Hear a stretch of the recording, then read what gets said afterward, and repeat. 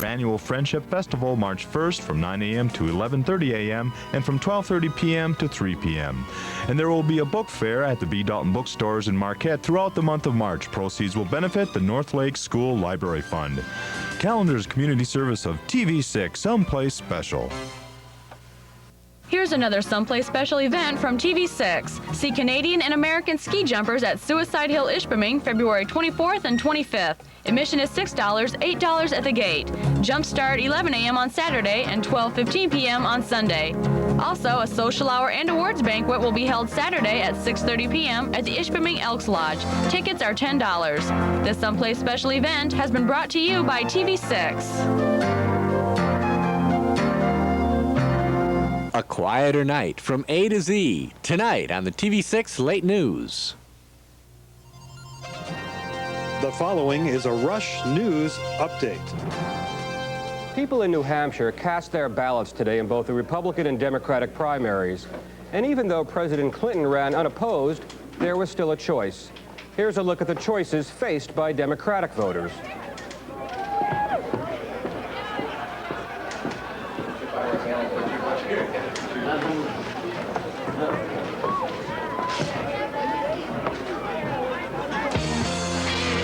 Ladies and gentlemen, Mr.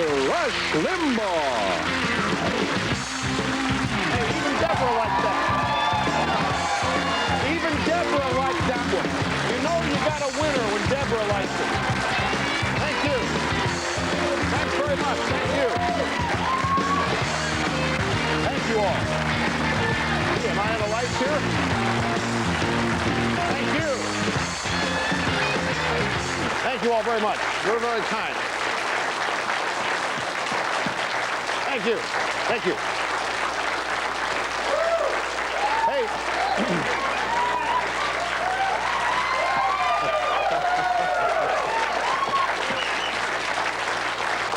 Thank you. Thank you very much. Please restrain yourselves, ladies and gentlemen. Thank you. Thank you so much. So I'm out here doing the Q&A, and some guy says, hey, is that a No Boundaries tie? It's the first one I've liked. So yes, I want to show you it is. It's from an upcoming collection. It's not available yet, but this suit, it's double-breasted. It doesn't show you the whole tie. I want to show you the whole thing. Are you ready? Bam! There. Yes, sir.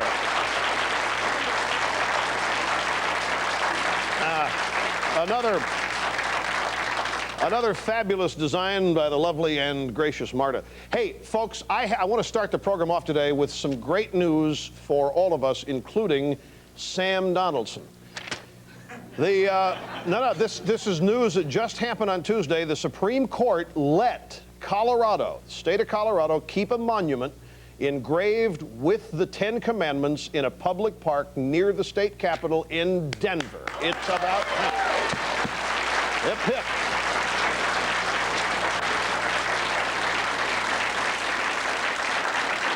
Yes, sir.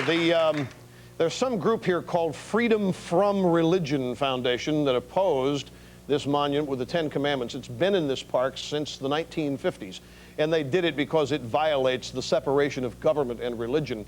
And I thought, Sam, you'd like to know that 10 Commandments, the Old Testament, on display in Denver. Go read them sometime. Your life might change. Now, for those of you who, you may not know why I'm referring to Sam, we played a clip. This happened on the Brinkley Show on Sunday, where Buchanan happened to mention that he believed the New Testament was a literal word of God and the Old Testament was the inspired word of God, and everybody in that show started laughing. Oh yeah, like I guess you think God actually created the world in 6 days, huh, Sam? Or huh, Pat, is that right? And I got to thinking about it after I saw this a couple times. They're laughing at the guy's religion, and I wonder how many other religions could you get away with laughing at on a show like that? I mean, it just shows you. And I'll tell you something. There's an interesting thing here. We were talking about this prior to the program. The liberals in this country all think that the entirety of the Christian movement is what they think of as the far right, extremist, pro-life Christian so-called coalition. But that doesn't comprise all Christians. There are a lot of Christians who will watch this show And they'll see that and they'll say, whoa, I'm not one of those wackos like Buchanan. Some people will think that. And he's still putting down my religion. This is where the liberals screw up all the time, the people in the press, and I wanted to point that out. Ladies and gentlemen, in a tremendous victory for mankind, national chess grandmaster, whatever it is, Garry Kasparov succeeded in defeating a computer in a challenge match. Here is Garry Kasparov playing Deep Blue, the IBM computer programmed to play chess. Now, Kasparov lost the first game and began to take it more seriously after that. And in, I think it was game 3 or 4, the computer actually offered Kasparov offered the computer a draw. And the computer refused to take the draw, thought it could win, I guess, and kept playing, and eventually the computer had to resign. And then he went on to smoke the thing. And in the, which, big victory for mankind. You know, there were a lot of computers looking on in fear and hope here. There was a lot riding on this. And so there was a, New York Times had a story on, I guess it was Sunday, about this. And there's a couple of quotes in this story from Kasparov and his advisor, Frederick Friedel, and I want you to read along with these quotes. This is amazing. Garry Kasparov said, "For the first time I saw something approaching artificial intellect." And then his computer expert said, "As Deep Blue goes deeper and deeper into a position, it displays elements of strategic understanding. It's a very weird form of intelligence, but you can feel it. You can smell it." And then the Times, in summarizing this, said, both Mr. Kasparov and his advisor on computers, Frederick Friedel, said this week that they felt Deep Blue, with its vast computational excavations of each chess position, had begun to emanate signs of artificial intelligence, the first they had ever sensed from a machine. Now, come on. First, you know, we're now assigning intelligence to animals, and in many cases finding they're smarter than we are.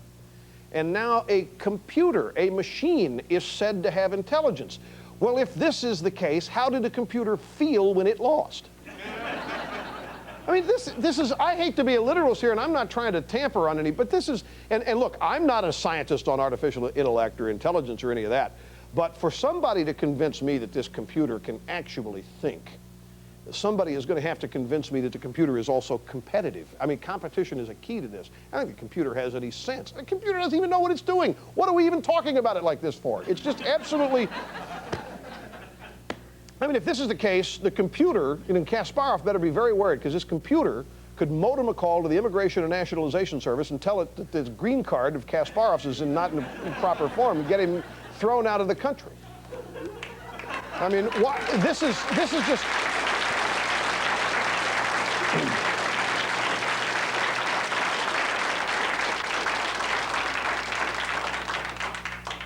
I was thinking if they'd gotten a Macintosh to play this thing, an Apple computer, instead of a Deep Blue IBM computer, it probably after 2 moves would have said, "Oh, come on, let's quit. Can't we all just get along?"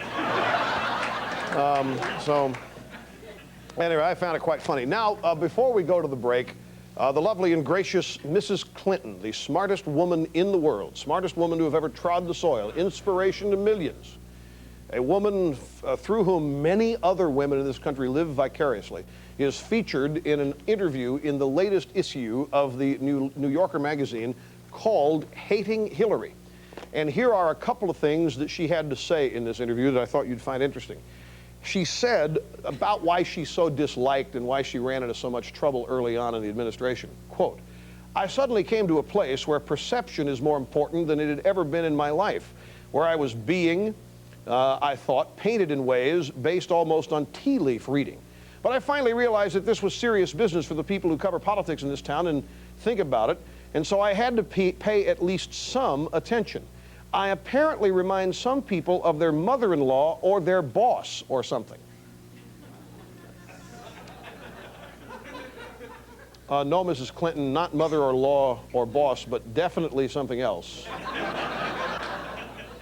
The high standards I've worked very hard to establish and maintain on this program prevent me from using the terms that people would normally use to describe Mrs. Clinton, but it's real simple, folks. I mean, in basic human nature, she wasn't elected to anything. She is vested with no constitutional power, and yet she came in and just literally tried to take as much of it as she could, which people, men and women alike, resent. She also says in this story that she thinks that, well, people are just afraid of a strong woman. That's what they don't. That's not it. It keeps coming up. It's almost like a mantra now. And it has nothing to do with the fact that people don't like strong women. It's that people take their government seriously. She wasn't elected to anything. And that's no crime. It's just the truth. She wasn't elected to anything, and therefore people did not elect Clinton for the express purpose of having her run the country. And when she tried to run as much of it as she could, there was naturally going to be some negative reaction. And then when she said, no, no, no, I'm not trying to do that, and went and started baking cookies, she developed a credibility problem. So, I mean, that's it in a nutshell. Okay, we got to take a break. The president was up in New Hampshire over the weekend trying to steal some thunder from the Republicans, and the way they're doing it, it wouldn't be too hard to steal thunder from them. And he was drawing huge crowds, but that's because they were bussed in from all over the country. AFL-CIO went out and got some people that are on strike, brought them into town, made them look like a big, big crowd. And we'll show you some of what we found in these appearances by the president right after this break. Don't go away.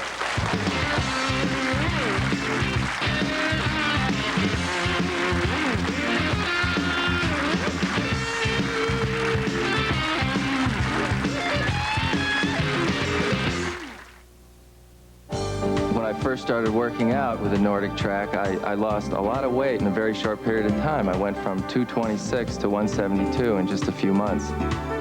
The combination of the Nordic Track exercise along with a low-fat diet has really helped me trim my waistline and my weight. I look good, I feel good. I've gone down 2 dress sizes. I feel sensational. Call for a free video and brochure to find out what a Nordic Track workout can do for you. You want me to talk about my experience with Nordic Track? I had become a couch potato. We all know what they are. Ended up talking to my doctor, who said I had to do 2 things: watch my diet and exercise regularly. So as a result of getting on the Nordic Track, I brought my weight down considerably. I lost 12 pounds. Now I want you to go right out and buy one. Call now to get a free video and brochure that tell how you can achieve your fitness goals with Nordic Track. Call right now without cost or obligation. The Wall Street Journal keeps you on the cutting edge with news and insights that can affect you personally and professionally. Subscribe now and have the Journal delivered to your home or office. Now, with your paid 10-week subscription, you'll also receive our gift of 2 weeks free. That's 12 weeks of the Journal for just 65 cents a day. Satisfaction guaranteed. Call now, 800-334-2900. That's 800-334-2900 for the Wall Street Journal. Are you concerned about life after death? Do you know what to expect after you've taken your last breath? The answers to these and other questions are investigated in God's Word, the Bible, every Sunday morning at 9 o'clock. I'm Dave Grant, host of Let the Bible Speak. We open the Bible and study the Word of God together for 30 minutes every Sunday morning. Your questions are important, and I encourage you to join me as we let the Bible speak. Since with the Savior I made the start. This is Al Gore. Demand for tickets is up and phone rates are down, so call every Monday through Thursday. And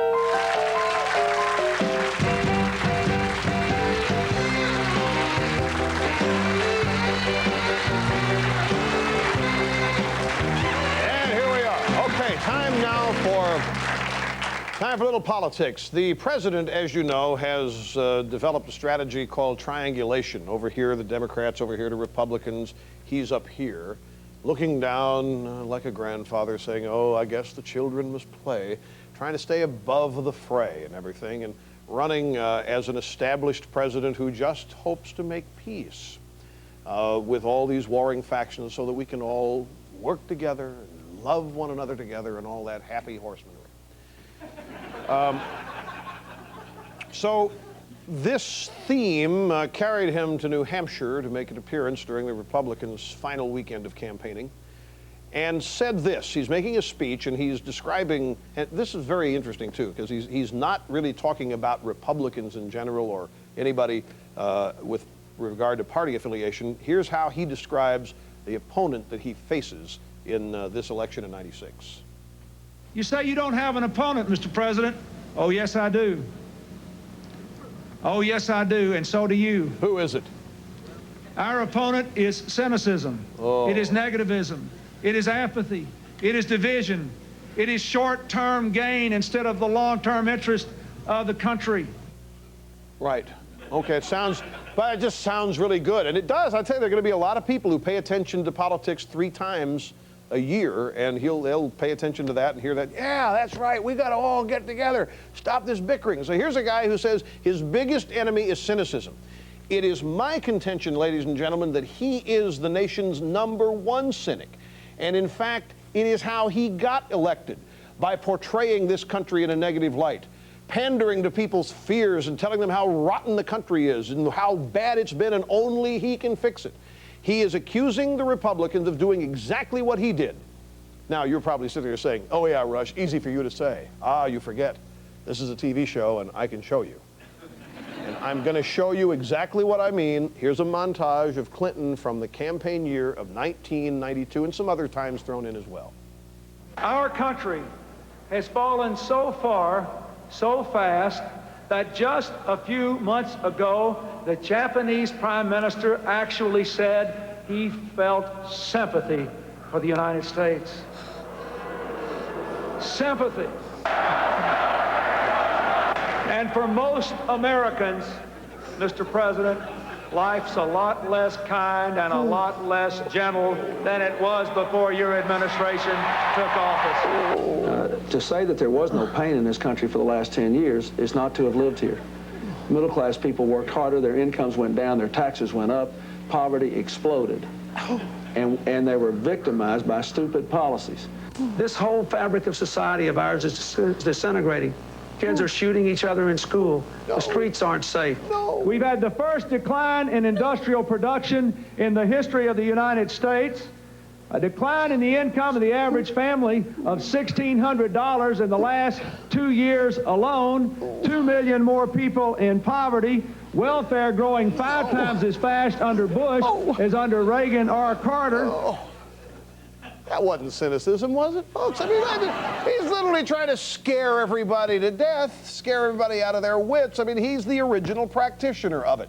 So don't sit there and think that he's magnanimously above all this and is not going to engage in this cynicism, because before this is all over, he's going to be the biggest cynic of all.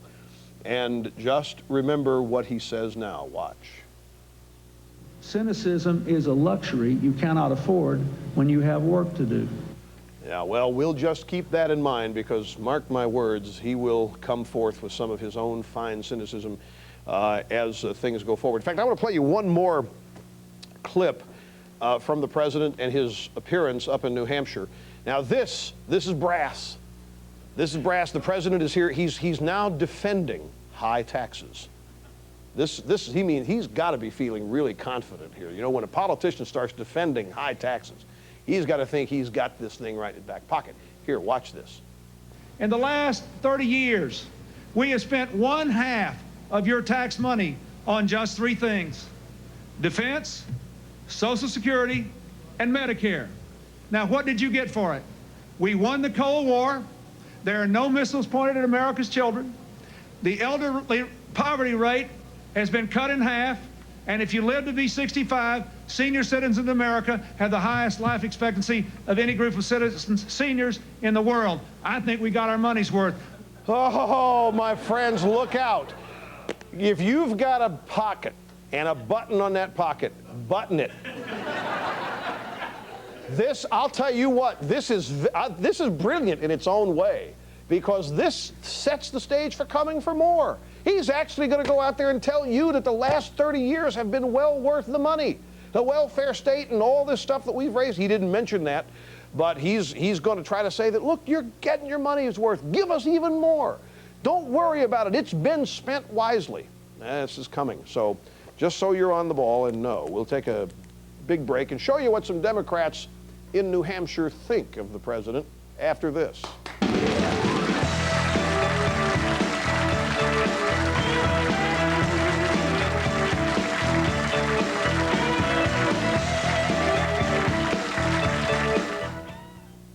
Do you know you might be spending double what you need to for your life insurance? American Republic Insurance Company has a breakthrough buying system for purchasing lowest cost term life insurance. $30 a month, just $1 a day buys $369,000 of coverage for a man age 35. The same dollar a day buys $430,000 coverage for a woman age 35. These rates are guaranteed level for 10 years. Get your free custom quote. Stop overspending. Call today. 1-800-901-LIFE. You want dazzling whiter teeth? You want Aquafresh Whitening. How does it stack up to my toothpaste? Aquafresh Whitening with fluoride is clinically proven to whiten better than Crest. Even Rembrandt can't beat it. Aquafresh Whitening, safe to use every day for dazzling whiter teeth. Did you pack my Sensodyne? We're on vacation. My sensitive teeth aren't. My dentist said, don't forget the Sensodyne. Would I forget your Sensodyne? No pain. No problem. Remember Sensodyne and forget the pain. Say, aren't you Dion and Linda from the Psychic Friends Network? You know, I call the network, and I gotta tell you, the psychic I talked to was really great. Well, the Psychic Friends Network is the most popular psychic phone service in the entire world. All of our psychics... Linda, remember, we're on vacation.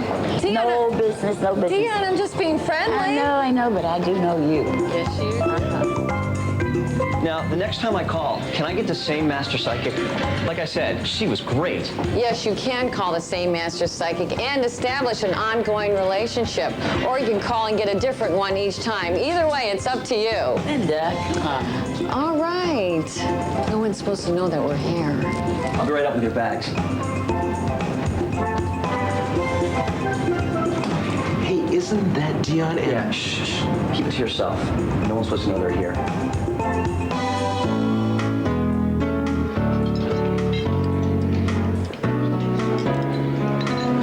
Excuse me, Miss Georgian. Hi. What do people really ask about when they call a psychic?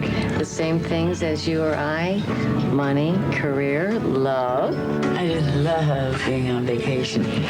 Linda, are all of your customers satisfied?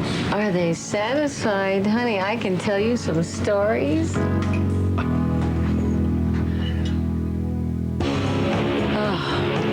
So this is what my guardian angel meant when she said I needed a vacation, huh? Amen. Excuse me, Miss Georgian? Yes? My friends and I were wondering if we could ask you a question or two. I knew it wasn't going to last. I knew it. Go ahead. They said okay! You don't have to book a luxury cruise to talk to your own master psychic. Just pick up the telephone and call the Psychic Friends Network today to see what's in store for you. Must be 18 to call, just $3.99 a minute. Hi, welcome back. I'm going to say something that is going out on a limb, and many people, even amongst my family here, might find me a little bit crazy saying this. I think the character of the president is going to be a huge issue coming up in this election. There are a lot of polls out there that say the president's re-elect numbers, his approval numbers are up over 50%. The press is saying this, and they're having a lot of good fun with it. And everybody's wondering, how in the world can this be? I mean, I think he's doing all these horrible things and doesn't tell the truth about very much. But I have inside information, ladies and gentlemen, from the Clinton camp, and I always trust candidate or campaign poll numbers far more than the things done by the media. And from inside his camp, his re-elect numbers are at 43%. They haven't changed at all. Over 50% of this country right now does not want Bill Clinton as president again. Now, that's internal stuff. Nobody's saying that publicly, except for me. I just did.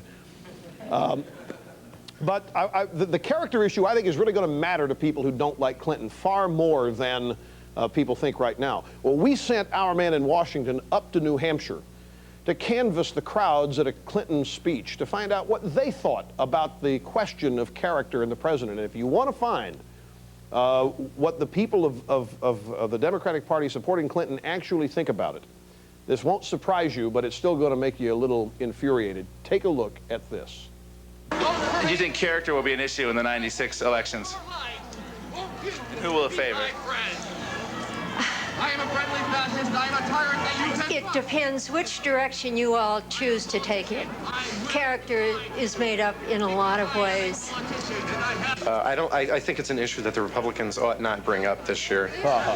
I'm not as concerned about character. I think this is the 90s and people don't care so much about personal character because that doesn't affect the job that he does. The personal character of the candidates has nothing to do with it. It's like a story that's 5, 6 years old. Why don't they come up with something new? I think the public is getting sick of that argument, and I think that has to do with dirty politics, and I think it's important for us to focus on issues. I think definitely a person has better character if they're for protecting our Earth. After all, it's our home. In 92, they tried to make character an issue. Do you think character will be an issue in 96? No, I think Bill Clinton has proven himself in office over the last 4 years. I think he needs 4 more years to prove himself. So you see what's so frustrating. The only way that they can say anything decent about the guy is to say character doesn't matter. But for people to say that issues count more than character, and that character doesn't matter to what somebody's really going to do, I'll tell you something, folks. Leadership descends from character. Everything descends from character. Without that, whatever else somebody has is worth not very much. But you can't convince these people of it. Quick break. Back with more after this. Please don't go away.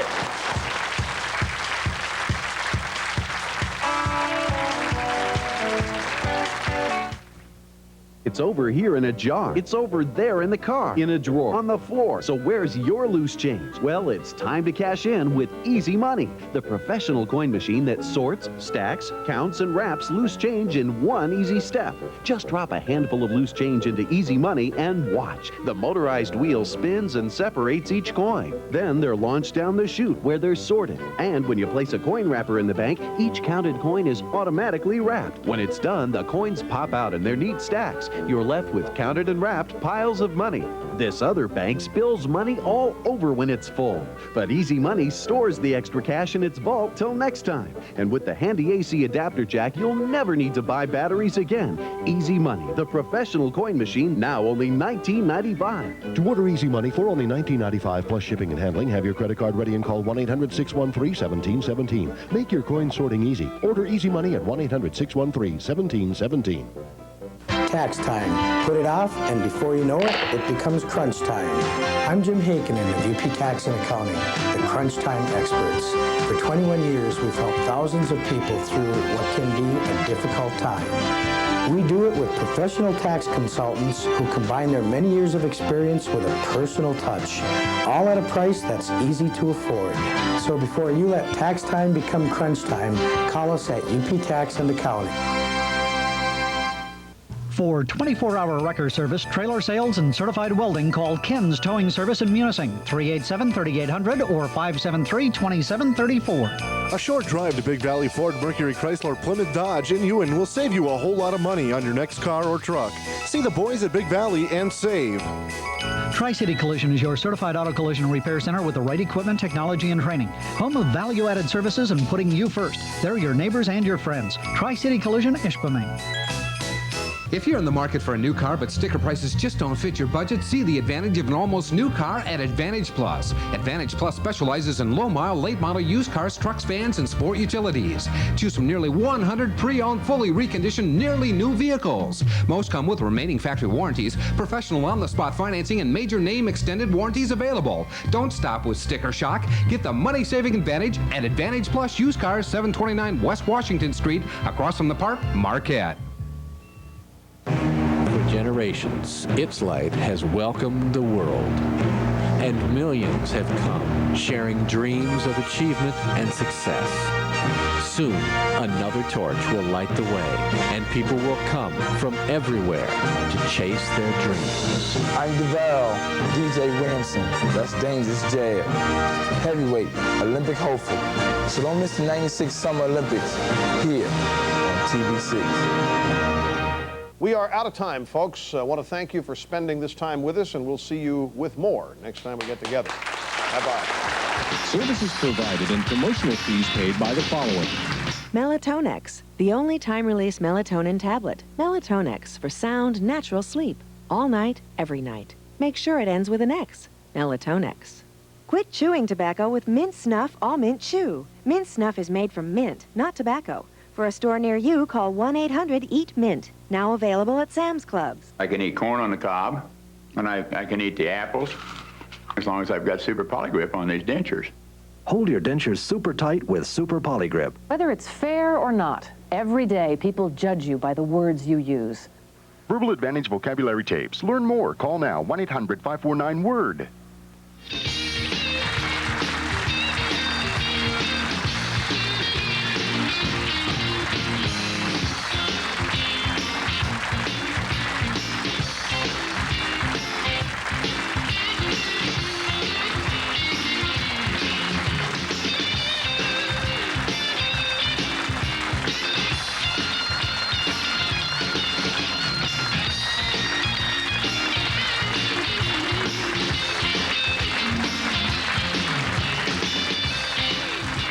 If you'd like to order a video cassette of Rush's TV show for only $24.95, just call Video Archives at 1-800-FOR-VIDEO. For a transcript, send $5 to Burrell's, Box 7, Livingston, New Jersey, 07039, or call 1-800-777-TEXT.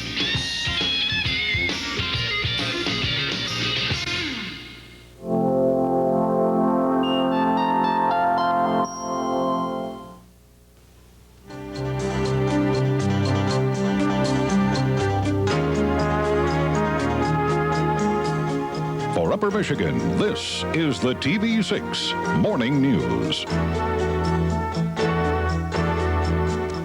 Good morning and welcome to the Wednesday edition of the TV6 Morning News. I'm Deanna Hemelo. And I'm Corey Henderson. And we had a little snow action yesterday. It got kind of freezing and windy there. Like size of a half flakes, dollar. Yes. Yeah. Came down rather quickly, but it pushed through, and we had a fairly nice afternoon, Some nice sunshine? Yeah. Looks like we won't see quite as much sun today, though, but we will see some of it. Not quite as warm either, though. Okay. In the news this morning, let's go ahead and check the headlines. The votes have been tabulated in New Hampshire, and while no one is way out front, Pat Buchanan topped the list with 27% of the vote. A downstate man died when his snowmobile struck a tree in Michigami Township yesterday. And the Marquette County Board is questioning the governor's decisions in County Road Commission funding. More on those stories in just a moment. First of all, a first check of how everyone's waking up on this Wednesday morning, kind of middle of the week, kind of. Not as warm as yesterday, Yes. not above freezing out there. In fact, some places below freezing, or below zero, in fact. Some differing weather conditions out there. Well, let's head outside and show you what we mean by this weird weather.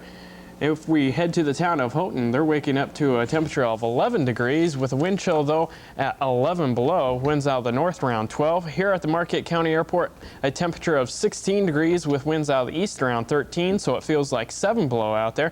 However, down to the south in Iron Mountain, temperature of 4 degrees with calm winds and a humidity at 71%. In Escanaba, a temperature of 17 degrees with a wind chill of 7 with winds out of the north and around 7 miles an hour, humidity at 75%, and a barometer that is steady. The forecast for today has mostly cloudy conditions across the north and east early on. Then we'll go partly sunny by this afternoon. Elsewhere, probably partly cloudy today.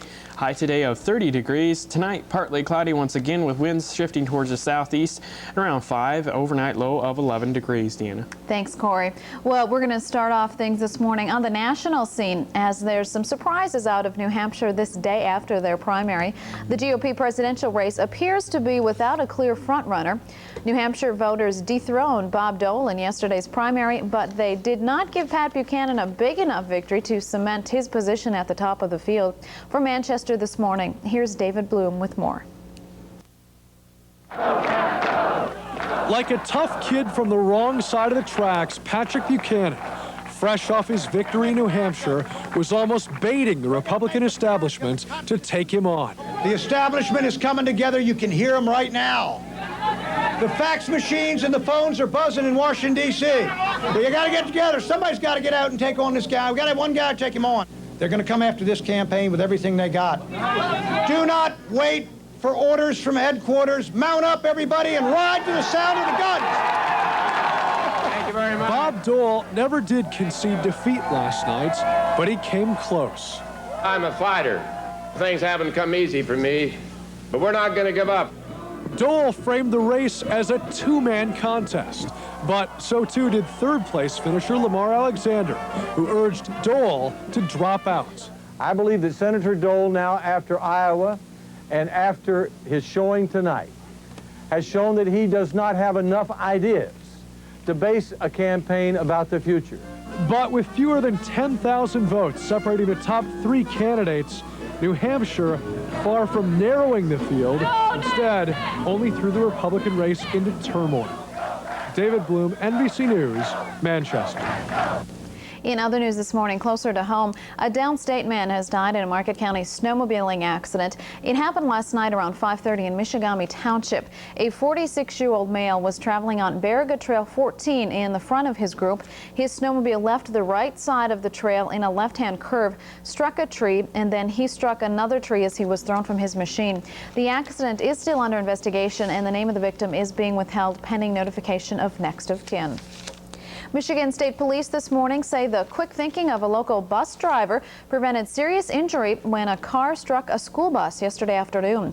The accident happened at 3:45 Tuesday afternoon on County Road 581 in Tilden Township.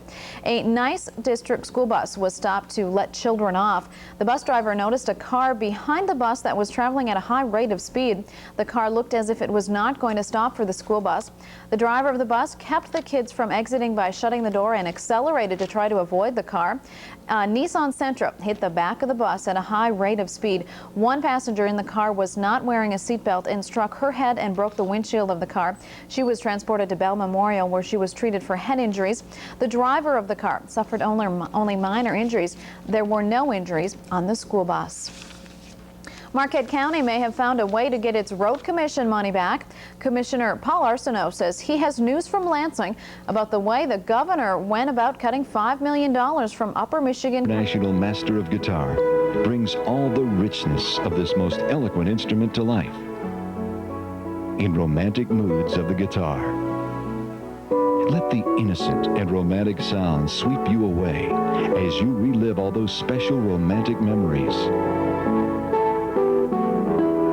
From timeless classics to unforgettable romantic melodies. More than 1 full hour of beautiful music on CD for only $16.95 or on double-length cassette for just $14.95. But remember, this offer is not available in stores, so call now. Call 1-800-525-9966 or send $14.95 for cassettes or $16.95 for CD, plus $3.95 shipping to this address. Can a mother's love help turn her troubled teen around on the next Maury?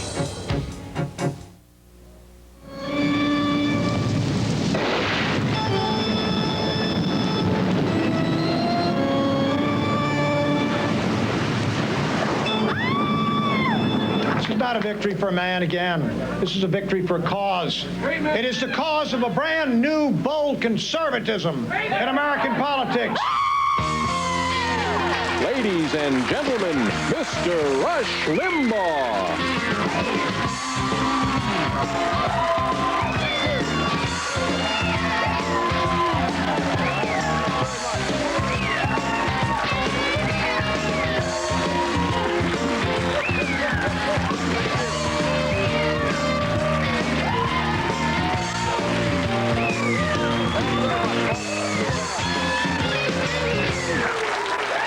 Well, here we all are. Thank you. Thank you. All right. Thank you so much. A rather rambunctious crowd here, folks, which we enjoy. We're going to be getting into a lot of analysis and little commentary on the New Hampshire primary. But first, we always start off with some lighthearted stuff. And they're back again. This outfit called Center for Science in the Public Interest I think it's 3 people. I think it's 3 people and a fax machine. Do you know? You too can be a special interest group. All you have to do is go out and get some letterhead, make it look official, create a name for your organization, get a fax machine, write whatever you want, as long as it criticizes something that's Republican or conservative or fun. If you think people are having too much fun, write how. And send it to somebody in the press, and they'll get it, and they'll go, wow, this is hot, and they'll run it. That's how reporting is done these days. Center for Science and the Public Interest. First, it was Chinese food. Then it was movie theater popcorn. Then it was, I mean, all these things. What other? Chinese food, movie theater popcorn. Mexican food. Can't eat Mexican food. All sorts. The only thing I think that they have found that's safe to eat is Mighty Dog for seniors. Now they're back. They're back, ladies and gentlemen, and there are other grave threats to your life out there, and here's the latest example. Watch. We found many breakfasts that give you an entire day's worth of fat, saturated fat, sodium, and cholesterol, all before 10 o'clock in the morning. Pancakes or French toast served with butter or margarine and sausage are even worse than the 2 of everything platters. If you add 4 sausage links to the pancakes, you're up to 5 hot dogs worth. Whoa. If you forget to hold the margarine, you're going to double the fat. Whoa. French toast has more fat than pancakes, and it's got a day's worth of cholesterol. Who would have guessed that 1 Belgian waffle has as much saturated fat as 2 quarter-pounders? No! As far as fat and heart disease are concerned, movie theater popcorn is certainly one of the single worst foods you can buy. I'm sorry to say we found that Mexican food is loaded with salt. Even the healthiest platter we looked at contains 2/3 of a day's worth of fat. But many sandwich shops are giving you a dinner's worth of fat and calories between those 2 slices of bread. Here are 9 strips of bacon.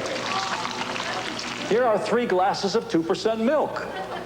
Would you believe they have the same amount of saturated fat? So what? Kung Pao chicken has as much fat as 4 McDonald's quarter-pounders. This is Gerber's best-selling product, bananas with tapioca. It has only half the banana content of a plain banana product. The wrong side dishes can ruin a perfectly healthy meal. Fettuccine Alfredo is a heart attack on a plate. Even if you drink bottled water, your health is not assured on any level. What? Last but not least is the tuna salad. What a disappointment. Folks, bottled water. You can't even drink bottled water. We are going to die. When I first watched this, I looked at these people. They all look like cadavers. What do they eat? I mean, they look like they're ready for medical science research now. You know, you imagine a bunch of people. Can you imagine these people when they're young, and you're asking them, so what do you want to do when you grow up? I want to tell people how they're ruining their lives. I mean, what motivates people to want to just destroy everybody's enjoyment of life? It has to be liberalism, among many other things. So, just thought we'd join in the national scare and panic over breakfast, ladies and gentlemen. The New Hampshire primary, you might not know this, but the president was also on the ballot. Yes. Did you know this? Yes. There was a Democratic primary. Now, there were other people on the ballot. I think Pat Paulson was on the ballot. He was. Pat Paulson was on the ballot. Now, keep in mind, but aside from that, Clinton is the only guy. He's unopposed, right? So they asked him what he thought of his performance at the White House today. And here's what the president said about how he thought he did in the New Hampshire primary. Well, I'm very gratified by what happened in the Democratic primary last night. I haven't seen the final numbers, but we may have made history there. We may have made history. He's unopposed. He gets all the votes. He may have made history. He didn't get 100% of the votes. Paulson got 5,000 votes, I think. And he's talking about, we may have set a record. Oh. Now, ladies and gentlemen, as you know, I am not fond of any entity that has in it NBC. And I get calls all the time on the radio program, and I get faxes from people reporting to me what Bryant Gumbel has said that day on the Today Show. You know, Gumbel routinely trashes Ronald Reagan in the 1980s, and some of the things that people have reported that Gumbel has said indicate to me that he's just ignorant. Just totally ignorant, a full-fledged ignoramus. A glittering jewel of colossal ignorance. He just doesn't know what he's talking about. It's an amazing sight to see. So the other day on the Today Show, he mispronounced Dole's. Is that on the tape? Is it on this? Okay, mispronounced Dole's name accidentally. He's talking to, I think, Jane Pauley, and he calls Bob Dole Bob Noel. and so, we got some seats wired out there or something? Bring them back every night. This is good. So now keep in mind who Gumbel is. This is a man NBC is putting forward. He is the lead performer on the Today Show. The Today Show, we checked, and it's in the news division of NBC. It's not in the entertainment division. And Bryant Gumbel is out there as one of their leading news personalities. And he's out there, he makes an honest mistake of mispronouncing Dole's name, and they talk about this later on in the program. Al Joker, see, I can do it too. Al Roker and Jane Pauley and Gumbel, and I want you to just watch this. Didn't you say Senator Noel earlier in the program? Yes, I did. That's getting tough. I did. Yes, I did. And Mr. Buchanan. Let's go. It wasn't that bad. Did you hear that, Mr. Buchanan? Mr. Buchanan, what does NBC do over there when this sort of stuff happens? How do they, when the complaint letters roll in with charges of bias, what do they say? No, we're mainstream, you know, we're right down the middle. No bias on our show whatsoever. Mr. Buchanan? At any rate, we will take a break and come back and look at some of the things from the New Hampshire primary right after this. Stay with us.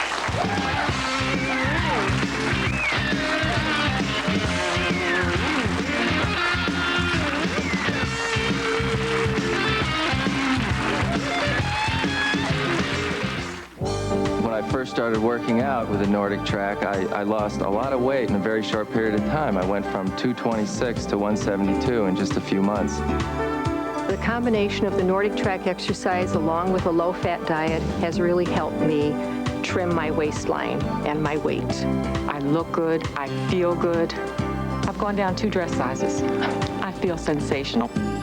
Call for a free video and brochure to find out what a Nordic Track workout can do for you. You want me to talk about my experience with Nordic Track? I had become a couch potato. We all know what they are.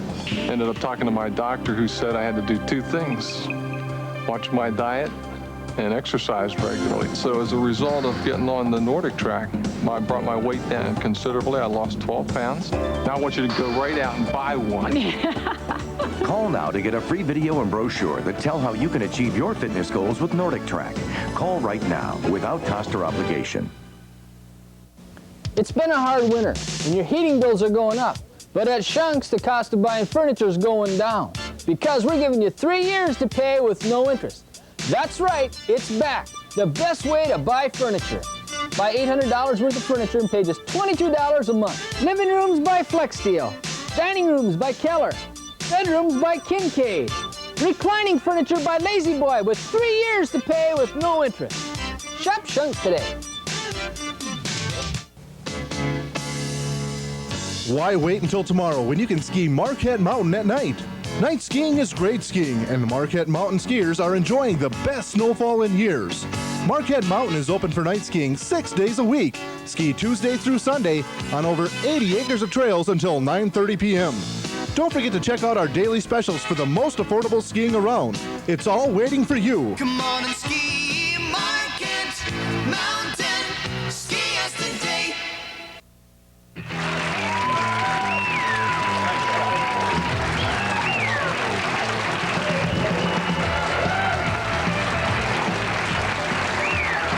Here we are. Thank you. You are watching Rush Limbaugh, the television show. Thank you for being with us. Here's some newspaper headlines just to illustrate the sweeping victory. It was Pat Buchanan's night, the New Hampshire primary. The Republican hierarchy is in apoplexy right now, trying to figure it all out, trying to figure out what to do. He's not who they want at the highest levels of the Republican hierarchy. And this is going to get brutal and vicious as this campaign goes on. One thing I think you should look for, a lot of people are trying to figure out why was Dole so wishy-washy? Why was Dole not on television anywhere? Why was Dole not forceful in telling you what he thinks? I have a theory I think Dole and everybody thought Dole had this thing in the bag. All they needed was a 1-point win last night, and that would have pretty much done it. And I think that it's a great lesson too. When you think you've got it in the bag, you go into this mode of not offending anybody, so you don't say anything. You just basically mouth a bunch of syllables, platitudes, and so forth. But this is an audience. Republican primary voters are an audience that demands specifics. They want to hear somebody tell them what they think, and they don't want to hear any equivocation. And that's one of the reasons why Buchanan is doing so well. I think Dole will probably now take the gloves off, whatever that means for him, and start speaking a little bit more forcefully and pointedly. Now, I want to show you some of the exit poll numbers, because there's a lot of misconception about the people who vote for Buchanan. I got a call today from a guy who thinks that the average Buchanan voter is a middle-class high school dropout who goes bowling and drinks beer. And now, you know, this is or the Bubba vote. You know, this Bubba is Clinton. Never, let's not confuse this. But that's not who the Buchanan people are. There may be some in the Buchanan sector that are that way, but those people are everywhere, and they're not specifically tied to any one candidate. But the exit polling data will surprise you if you do think that there is that quality or those qualities in Buchanan people. Now look at this. Here's education. People who had a high school graduation or have a high school degree, diploma, Buchanan got more of those people than any of the other candidates, 33%. He got more of the people who have some college, 34%. Dole had 27% of the college grad vote, but there's Buchanan, number 2 at 25%.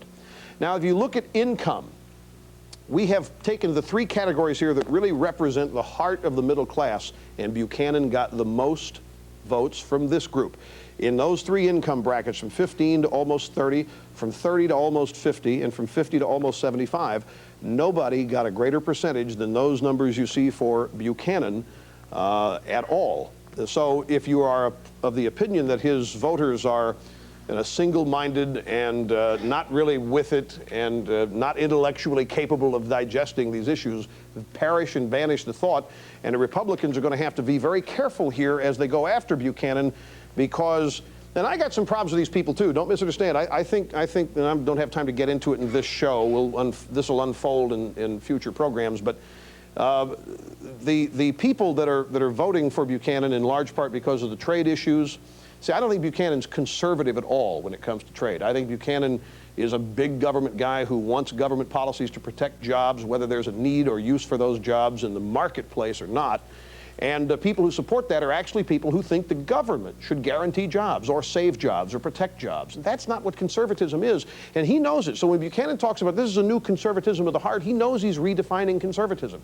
And a conservatism of the heart is a conservatism of feelings, and that's not conservatism. Conservatism's always been an intellectual pursuit. It's liberalism that's based in feelings, making people feel good, and so forth. So that's my only problem with them. But aside from that, these are decent, hardworking Americans who really think that they're losing the country. They're doing everything right. They're playing by the rules. They're obeying the law. And yet they see people getting away with breaking the law. They see people getting on the welfare state and not producing anything. They're working 2 jobs. They're working as hard as they can. They're doing their best to educate their kids, but they see the educational system turning their skulls into mush, their kids, and they're just frustrated. And they don't understand why it's happening when they're playing by the rules and all these people not playing by the rules are getting away with everything. And so Pat's coming along and saying things that make them think that he's right with them and understands it, and they're latching onto it. And these are genuine concerns. The Republican Party had better be careful as they go after Buchanan, which they will. It's going to be vicious. I want to warn you, Buchanan people, it is going to be some of the dirtiest stuff you've ever seen. The Republicans are going to do it because the Democrats aren't running against him. They don't have to say that anything but do is sit back and smile. The Republicans are going to be faxing this stuff out there, and they better be very careful as they go after Buchanan, because they're going to need these people come November, whoever the nominee is. To win anything. If we have a chance of beating Clinton, everybody that intends to vote Republican today had better vote Republican in November. And they run the risk of running them away, I think, if they're not careful about this. Now, let's show you some videotape of all 3 of the top finishers, Buchanan first, from the night after the New Hampshire primary. This is not a victory for a man again. This is a victory for a cause. It is the cause of a brand new, bold conservatism in American politics. A conservatism that gives voice to the voiceless, that speaks up for the right to life of the innocent unborn.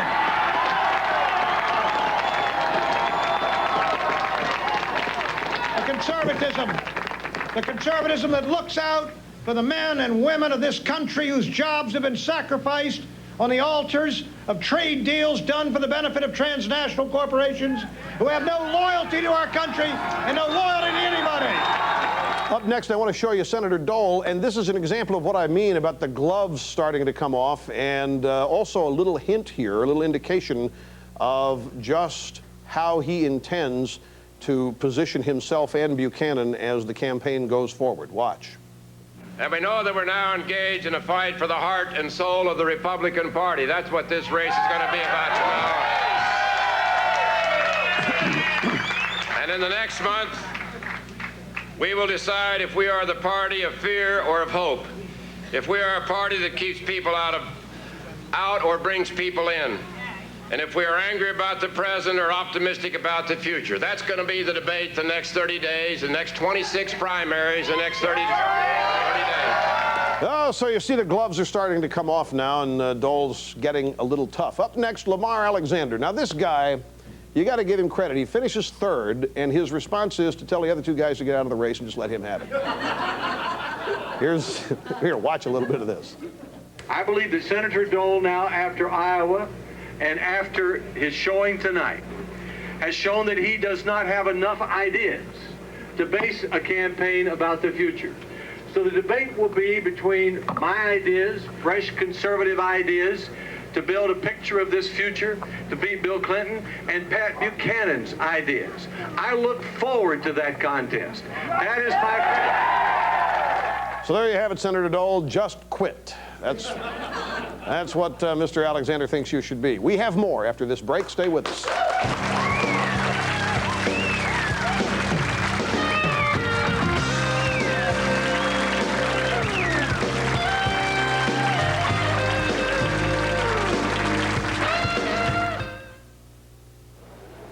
Is this how you spent the holidays? Well, you're not alone. Today, about 50% of a family's monthly income goes towards paying debts. And with credit card interest rates averaging 18%, those payments can be enormous. If you're a homeowner, start 1996 with a tax-deductible home equity loan from the Money Store. Even if your credit is less than perfect, you can consolidate your bills and establish a new budget with one loan, one payment. Call the Money Store at 1-800-LOAN-YES.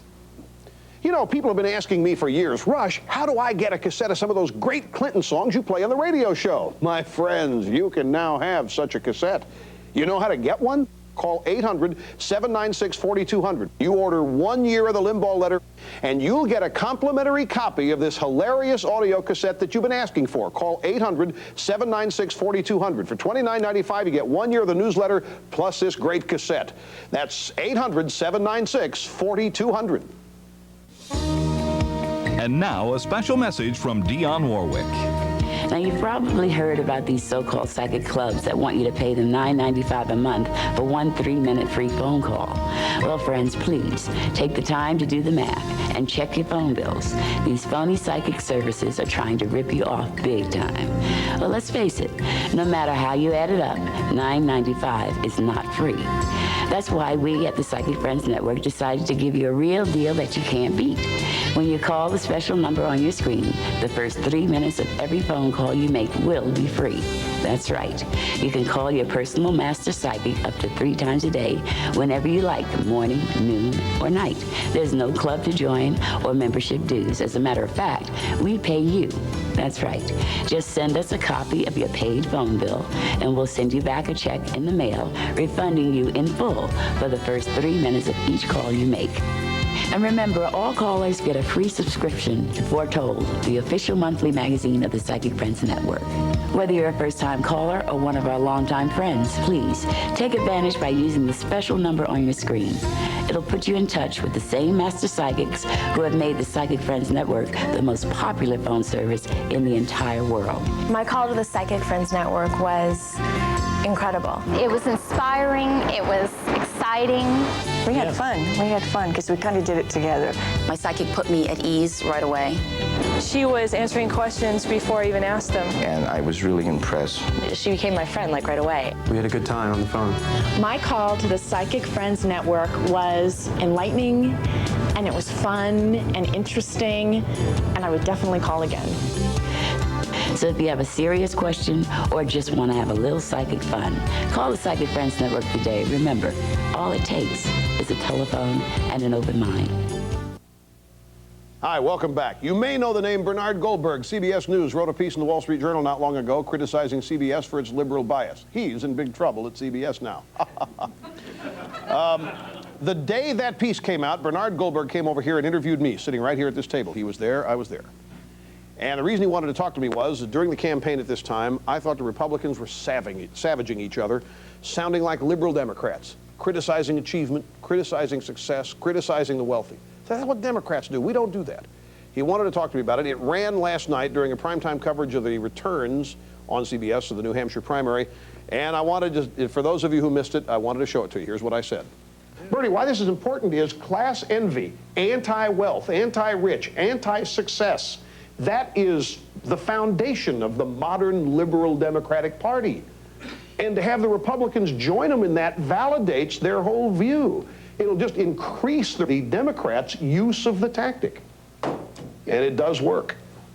So in other words, if the Republicans are going to attack wealth and success the way you believe Democrats always have, then you might as well vote for a real Democrat and not a warmed over one. Precisely. Yeah, and it's going to come back to haunt us, too, I think, if this keeps up during the campaign. Now, some people are saying Pat will not get their vote if he is the nominee. Among them, New York City Mayor Rudy Giuliani. Here's what he says. This is really unfortunate for America that someone that is as negative and as divisive as this gets this close to being the nominee of any party.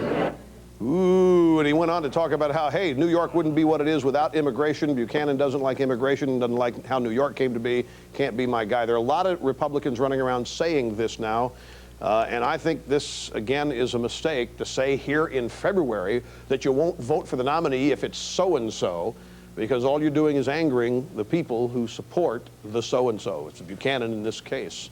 And it's just a bit paranoid here this early in the game. A little bit more after this break. Stay with us.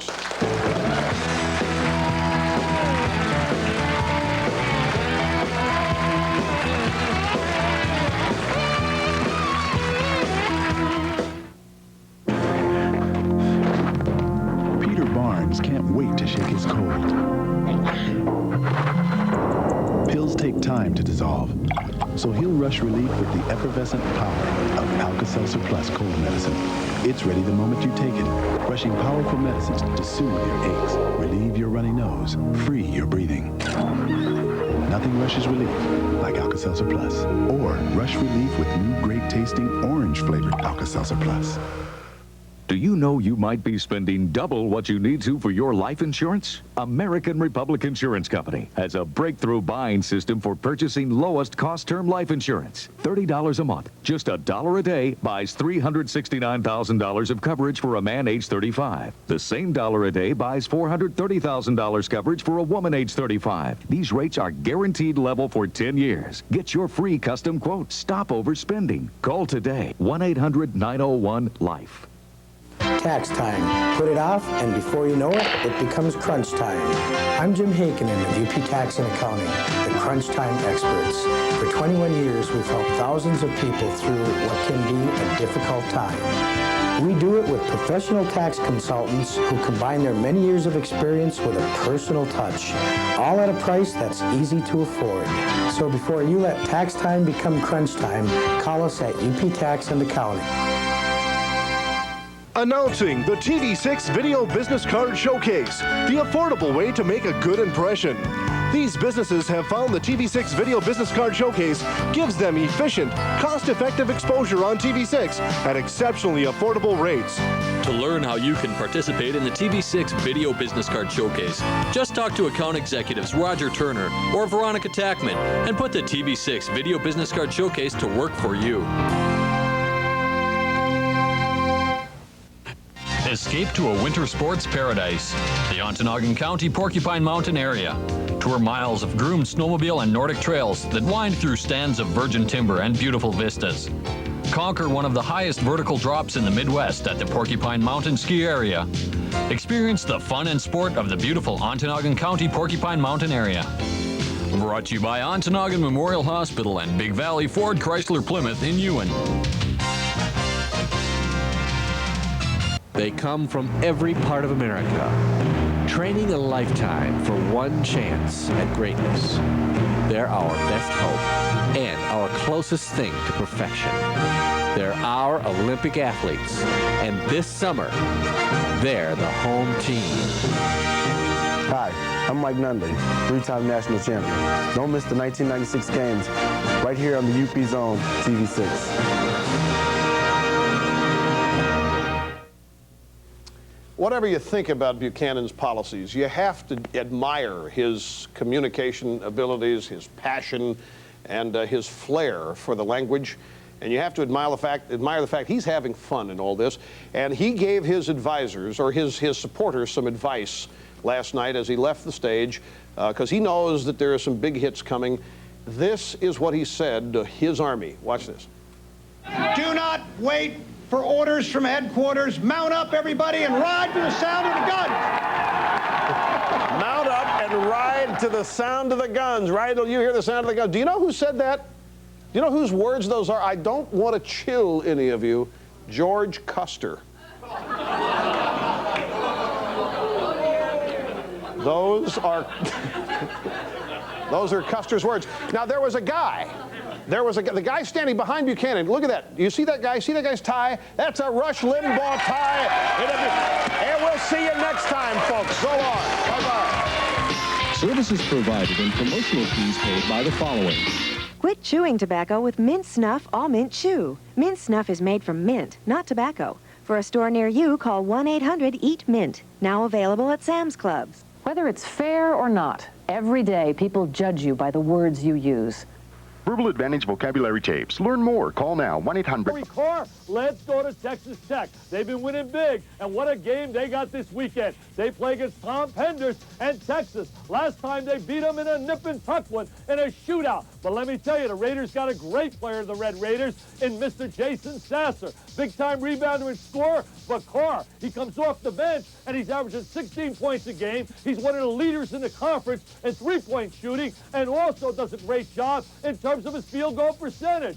This guy can flat-out shoot the rock. He's instant offense. Sixth man of the year, Corey Carr of Texas Tech. A little showtime, slam jam, bam, dipsy-doo, dunkaroo. Hey, my PT Fears of the Week, we're going to Gene Cady and Purdue for that great defensive job and the big win over Penn State. Gene Cady going for the third consecutive Big Ten title. The last time that was achieved, Ohio State, with the great teams with Jerry Lucas. Oh, yes, they had a guy by the name of Robert Montgomery Knight on that team, and Havlicek, and a bunch of others. I ask you now, is he doing a great job, Cady? Name for me. Come on now. Name for me 2 starters on a Purdue team. Beautiful. If you're scoring at home, congratulations. The Sixers and Heat weren't. The dose is next.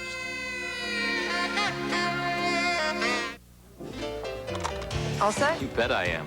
Thanks to you. A few weeks ago with Jesse, I noticed something. Dandruff. So I told him about Head & Shoulders. Regular shampoos just rinse flakes away. Head & Shoulders helps prevent flakes from even forming. Because great hair can't have flakes. It's a beautiful day at McDonald's as Mrs. Foley steps up, checks the sign, and delivers. Big Mac extra value meal, please. Nice one. Dave Garcia fields the call, dishes to Scott English. English cooks, Brett Broom wraps with a no-look pass to Lori Cole. Tony Fernandez scoops fries and assists on the drink. Skipper Jim Brook with an incredible move, hands off to Garcia, who turns, smiles, and connects. Thanks, come again. The crowd absolutely loves this. We're Team McDonald's, proud to serve you and be the official break of the Olympic Games. He's back in a zone. There's one antiperspirant to use when you're extra close. Arid Extra Extra Dry. The one with Arid Double X protection to help stop wetness and embarrassing odor. Use Arid Extra Extra Dry and get a little closer.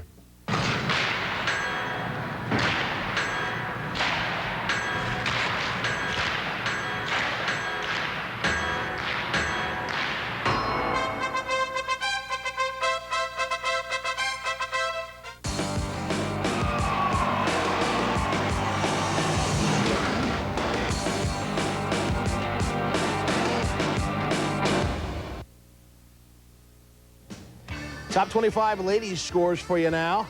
Jennifer Rosati set a UConn season assist record on Wednesday, reaching 168 dishes for the season. As the third-ranked Lady Huskies crush St. John's. Now, more scores as we pump the volume.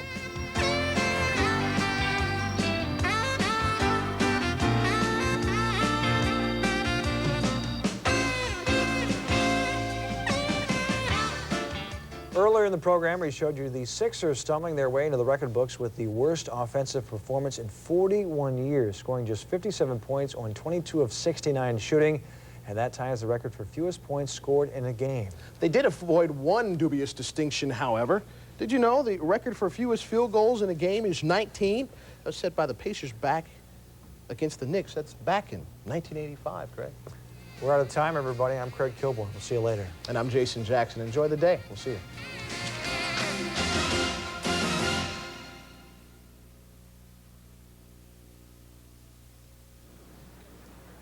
Welcome to a very wintry day on the Upper Peninsula of Michigan, Iron Mountain. You may be looking at a part of the future of U.S. ski jumping. This is Casey Colby, surprise bronze medalist in the U.S. National Championships. This is a great opportunity for Casey. His first World Cup action gives him a chance to test his skills against the world's best. In fact, it is his first World Cup jump on home snow. He goes 85 meters, 279 feet.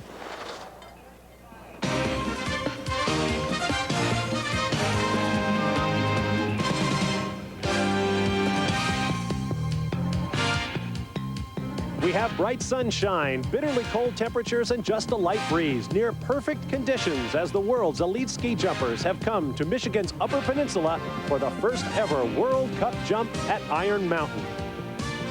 Built back in 1938 as a public works project, for most of its 57 years, the jump here at Pine Mountain in Iron Mountain, Michigan, has been the tallest freestanding jump facility in the world, 29 stories from top to bottom. Hello again, everyone. I'm Bob Varsha. Welcome to Pine Mountain, which is probably the least known world-class athletic facility in America. But today it will gain worldwide renown as the best ski jumpers in the world are all here, led by reigning World Cup champion Andreas Goldberger of Austria and current World Cup leader Ari-Pekka Nikola of Finland. We have powerhouse teams from Germany and Japan, and a very young U.S. ski team led by reigning U.S. Large Hill national champion Randy Weber from Steamboat Springs, Colorado. Now, ski jumping is scored over 2 rounds based on both style and distance, and we have seen some eye-popping distances thus far this weekend here at Iron Mountain. For more on that, let's go a little bit further down the hill to my booth colleague, former U.S. Olympic jumper and national champion, currently a jump coach in Lake Placid, New York. Here's Chris Hastings. Thanks, Bob. I'm down here on the landing hill at the K point, some 120 meters or 394 feet from the takeoff. Now, what the K point signifies is this is the point in the landing hill where it starts to flatten out. Now, coming into this weekend, we had a hill record of 123.5 meters. That's right about here. However, that record was shattered on Friday with a jump of 134.5 meters. That's way down below me. Bottom line is, to win this tournament, it's going to take 2 jumps of well past 120 meters. No question about it, Chris. We are going to see some huge ski jumps today. Now, in this part of the country, an event like this is also a great excuse for a party. With more on that, let's get down to the spectator area and Tim Singer. It's a sports tradition. You can find it on the campuses of New England or in the stadiums at any professional football game. And here in northern Michigan, they think about ski jumping, and they have a huge tailgate party in anticipation for the event. There have got to be several thousand people on hand here. Burgers, bratwurst, hot drinks, and even some other drinks to help you at least forget the cold weather. Now, Lillian Oslos, my friend over here, is from Green Bay. You've been to many Packers games. This is just as exciting in the parking lot, isn't it? This is more. I've never been to a ski jump meet before. This is my first time. How's this parking lot activity? Great. Best seat in the house here, and I'm just going to kick back and enjoy the event. Like heck you are, my man. Get on back out here and snag me a couple of those brats on the way. Here's a look at our weather conditions. 22 degrees, a breeze of about 5 miles an hour with no chance of new snow. Yesterday, the wind kicked up to about 25 miles per hour, dropping our wind chill to 10 below zero. It was the wind that prevented us from holding a World Cup jump that was scheduled for that day. It was postponed to this morning, and it was won by Jens Weisflog of Germany. We'll talk more about him later on. Right now, here is Matt Kusanen of the United States. Yeah, Matt, just 17 years old from Steamboat Springs, Colorado. Let's see what he does here. It's a nice jump. You know, it's kind of a shame. That jump is about 90, 91 meters. He had a jump of 100 meters earlier in the day that was called back. And the reason it was called back was because the jury didn't feel there was enough speed. So a little bit of a disappointment for Matt, but he's got a lot of good years left in him. In fact, that first jump that was called back was over 100 meters, which might well put him in to the field of 35 that will be allowed a second jump. You must be among the top 35 to get a second jump and have any hope of winning the competition. Now here is Brendan Duran, another young U.S. ski teamer. All right, Brendan coming off the end, looks good. Nice V technique. Not a whole lot of lift off the end. I think he's going to be a little disappointed with this ride. Brendan, another young American who had a jump called back. And it appears he will not do as well on this jump. Here's another look. Just doesn't quite get the lift, Bob, that we saw in that first round. Disappointing for the youngster. He had to give up a jump of 99.5 meters on that jury decision. He goes 86 meters now. You can bet that will be a disappointment. Plenty more jumping still to come. We are in the first of 2 rounds of the first World Cup jump here in the United States since 1990 at Lake Placid. Stay with us. If you made me feel any better, I might sit right down and cry. Baby, who would have found that I could be taught to reach up and touch the sky? I still can't believe it, that it got this good somehow. I know I can't feel any better than you're making me feel right now. Way down upon, das waren Lin River. Far, far away. The world is training for the Olympic Games in Atlanta. You are not just whistling Dixie. You are not just whistling Dixie. Howdy, y'all. Please pass me a grit, please. I do declare. Luckily, there's only one thing they need to say. I have visa. You all? Visa, the only card accepted at the 1996 Olympic Games in Atlanta. You'll all come back. No, oh, wait a minute. That's a tricky one, though. For the star-studded Dallas Cowboys, it was a super climax to an amazing season. Share the glory in this exclusive Cowboys Super Pack. The incredible new Dallas Cowboys Super Bowl Champions video, plus this super special leather-bound Sports Illustrated commemorative edition, both free with your paid subscription to Sports Illustrated. Get Troy and Emmett, Primetime, and The Playmaker in this star-packed video, plus the gold-embossed individually numbered SI commemorative edition, a magnificent championship memento you'll treasure forever. Get this exclusive Cowboys collector's package free when you order 54 issues of SI for only $1.47 an issue. Save over 50% off the cover price. Use your credit card. Call now to get your unbeatable super pack, free from Sports Illustrated. It's a sports experience like no other. Get into it.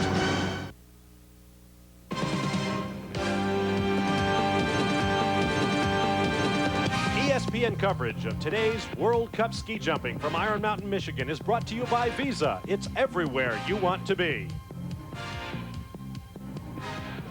Welcome back to Iron Mountain, Michigan. Bob Barsha along with Chris Hastings with you. We have another young American jumper on the hill. First, here's Tim Singer with an American who has completed his jump. Didn't look too pleased coming down this way. Your thoughts of that jump? It felt okay, but it wasn't that good. It didn't go that far, so it's a little disappointing. Skiing at home with this big crowd here, does it add a little bit more pressure, or does it make you more secure? It really doesn't bother me either way, help or hinder, so it's not so bad. You still in the learning curve portion of your career? Obviously, yes. At 16 years old, I still have a long time to go. Now here is the leader of the young U.S. ski team jumping squad, the reigning U.S. national champion, Randy Weber. Randy's had some great results early this year, 6th in a World Cup. That not one of his better efforts. Geez, he really has to turn down here to keep him going into the stairs. Kind of a funky little move to get him back into the middle of the hill. You can see right here, you have to keep your knees forward to generate maximum power and for forward rotation. Here, Randy's knees go snapping back, letting all the power just slide out the back. Great young skier. We'll see him again today. just not his day. Getting set from Finland. Savalainen. Slightly offline. Here's a look at his scores. 86.5 meters, a little over 285 feet. Take the style scores from the judges throughout the high and low. Total the ones in the middle. Those are his style points. Now let's talk further, Chris, about the K point and how it relates to the distance scoring. That's right, Bob. The K point right here is at 120 meters. Now, if you go 120 meters, you get 60 points for distance. Every meter short of that, you subtract 1.8 points. On the other end, every meter over 120 meters is worth 1.8 added to that 60 points.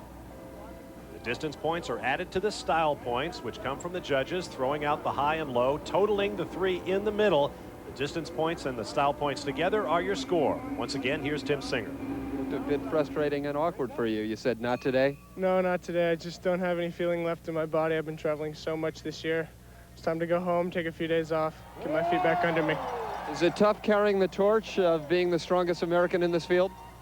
It is and it isn't. I mean, right now I'm not the strongest, so it's not my responsibility, but coming in here, yeah, I was the strongest skier, but I definitely just need to go home and get some rest. You still have another round. Go get him. Thanks. Tough day for the U.S. team. Now here's one of the more powerful teams. This is Kimmo Savolainen of Finland. That's right, Bob. And this is a new youngster. No one's really seen him before, coming out just being produced by that Finnish machine. Beautiful ride right to the bottom of the hill, stuck that telemark landing. Big points on that ride. A beautiful jump for the Finnish youngster. We see him right out here launching himself out over his tips. Beautiful V, holding the legs tight, arms tight to the side, just floating on down to the bottom of the hill. Great jump for the youngster. Savolainen's jump well over 404 feet, 124.3 total points. Now here comes Ralf Gebstedt of Germany. 24-year-old, 6th year on the World Cup. He's ranked 18th. Beautiful extension out over his skis. Nice V, great telemark ride. I don't think that's going to catch Savolainen, but it should be right up there near the top. This gives you a great idea of what these jumpers talk about when they discuss riding the wind. They don't get all that high in the air, maybe 10 feet or so, but it's catching the wind, the air under them, and going as far as you can down the hill that counts. Here's a look at his scores. Just 109.5 meters on the jump, 96.6 points for Gebstedt. Our next jumper from Slovakia, Primož Peterka. This kid just 16 years old. He's been coming on real hot in the second half of the World Cup. Look at him catching that big air, taking it well down the hill. Oh, he almost lost it there. Brought it back in. Boy, this kid just coming out of nowhere. He will turn 17 in just a week or so, but watch him fly. Now right here, Bob, you can see he actually lifts off from the hill. Great V technique. Oh, kid's just having a high one right there. Almost loses it on the telemark. That'll lose him a couple of points from the judges, but real strong jump. 417 higher than normal coming over that brow and down this huge hill. 127 meters, 416 feet, 126.6 total points. There's a look at our current standings, but we have many great jumpers still to come in the first of 2 jumps here at Iron Mountain. Stand by for more great World Cup ski jumping on U.S. snow. We'll be right back.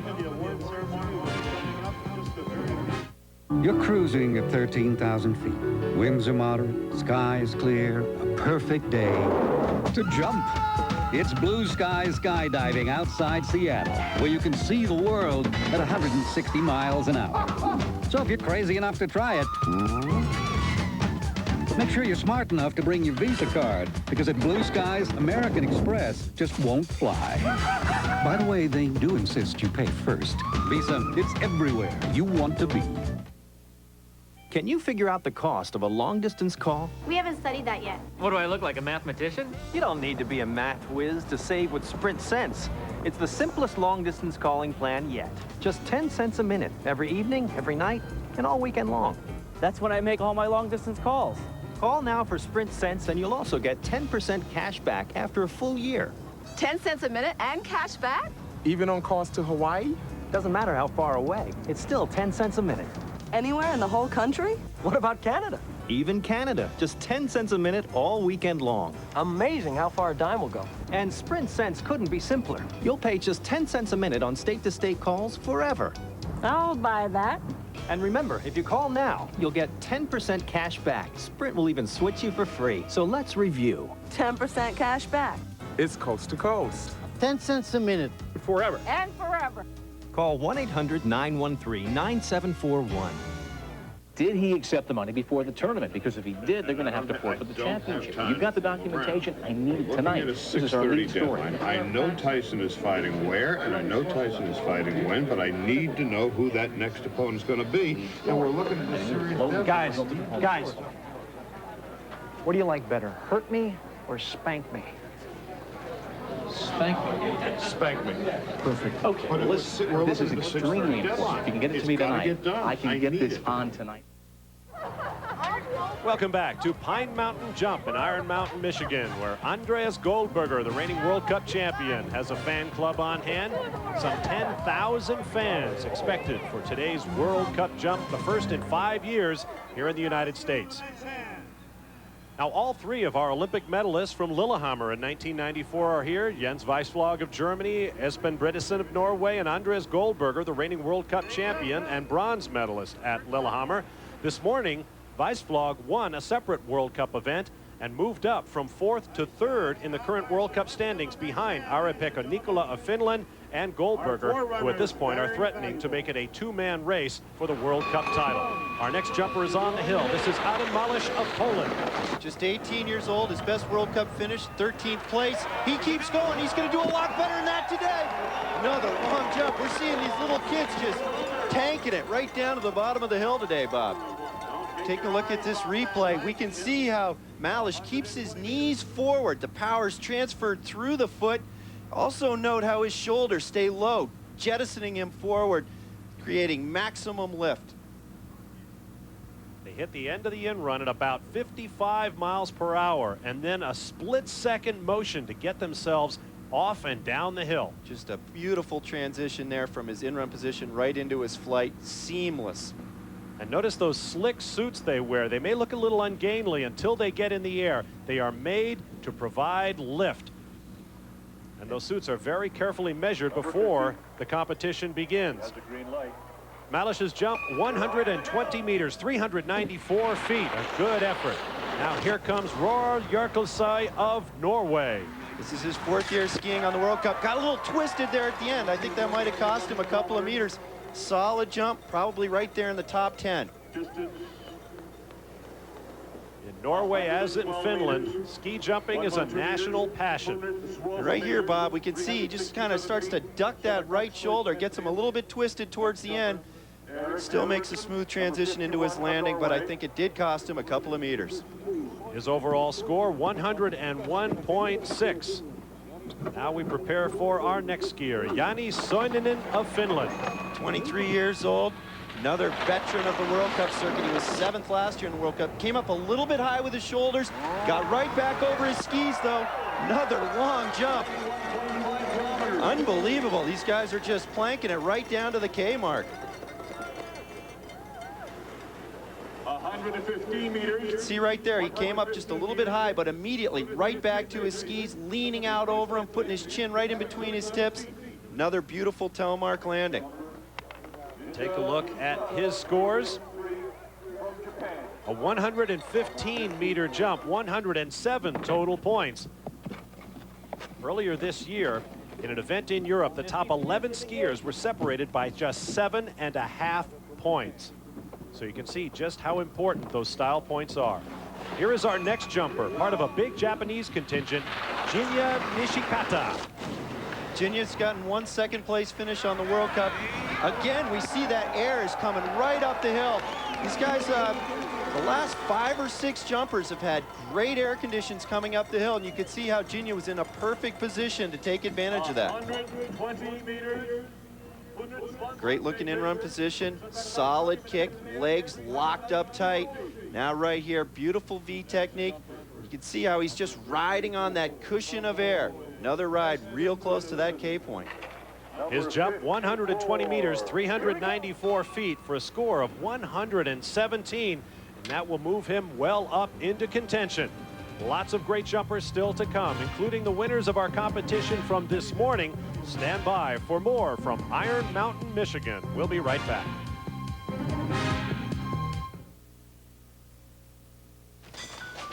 So what's it gonna... Hey, it's you! How old's her? I'm a big fan. Really? Yeah, I just love your Diamond Minute race. Oh, well, actually, that's Sprint's Diamond Minute race. Don't be so modest. It's great. And it's good forever. You know how I count out my tips now? I take the dimes and I go 1 minute, 2 minutes. That's nice. I'll have the soup. Hey, Rocco, look, it's the dime lady. Oh, boy. Sprint's really started something. Call now and get 10 cents a minute across the U.S. and now even to Canada. Remember, go for the cup.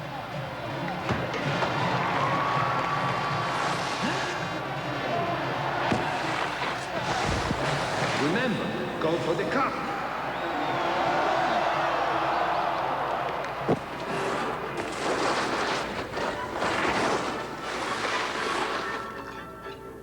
Coffee? When you go for the cup, make sure it's 100% Colombian coffee. It's the World's Cup.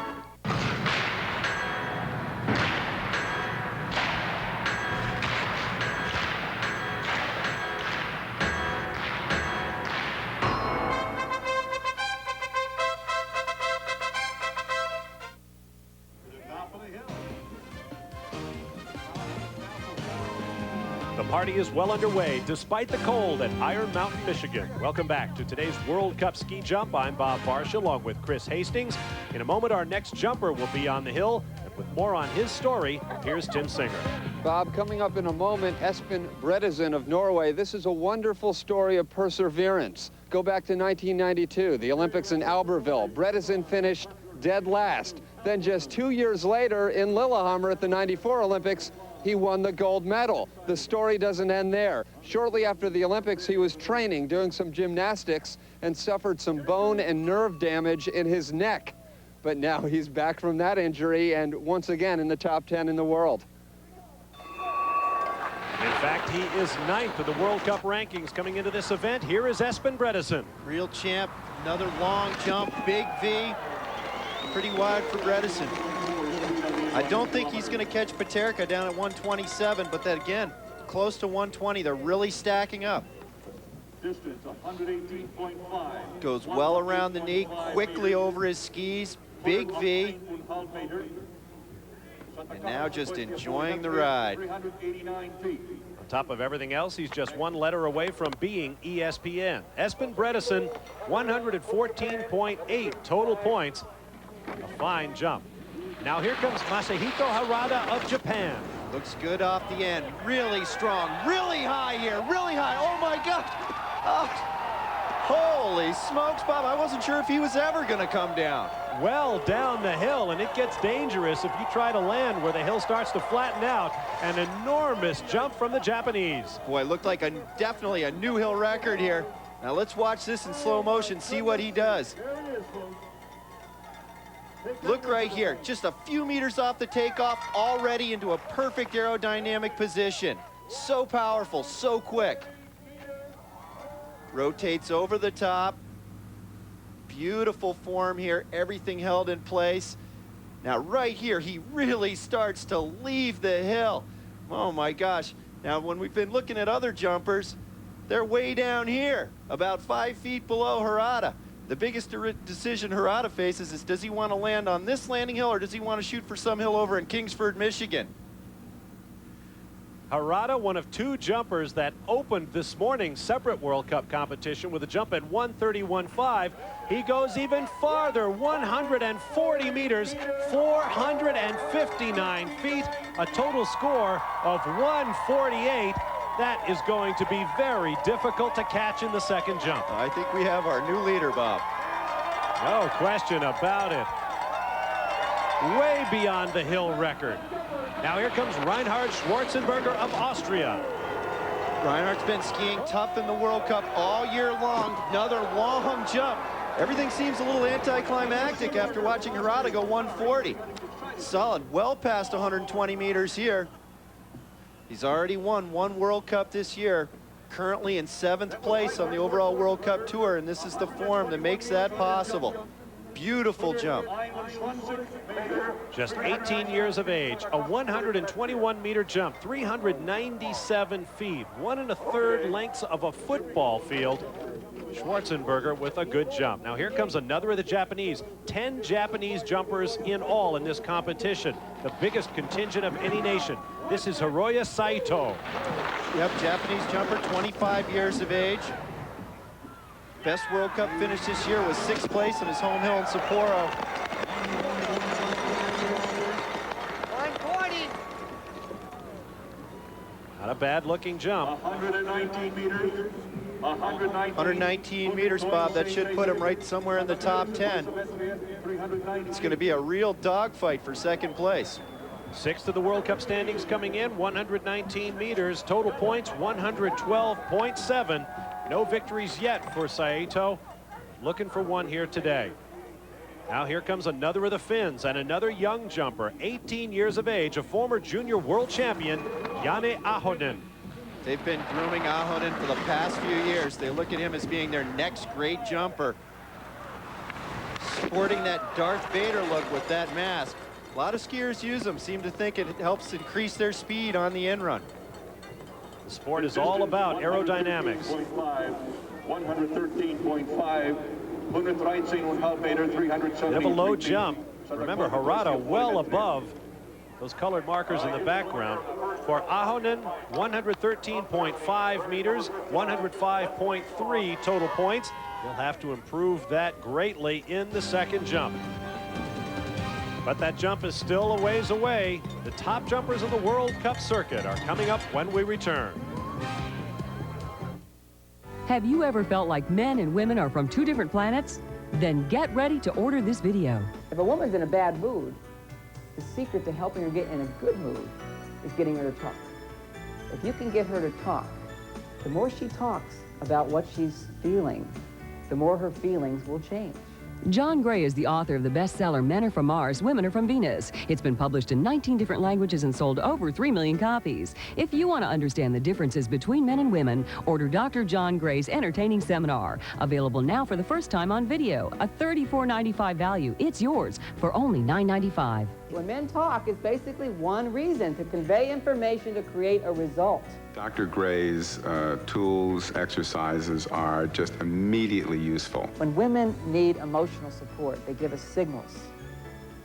They're very clear to other women, but we men misinterpret them. Our communication is just so much better. It's the answer that I was looking for. Order right now. My name's Piano Man. My pro is Reese McBee. I want to say something, too. Piano Man to change his voice since y'all, you know, this is going on. Just be piano. Oh, man. You know?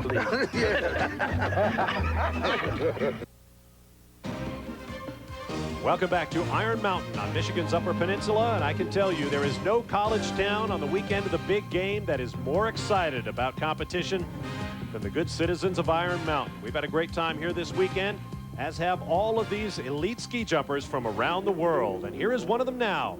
By far the most experienced active jumper, 31-year-old Jens Weisflog of Germany.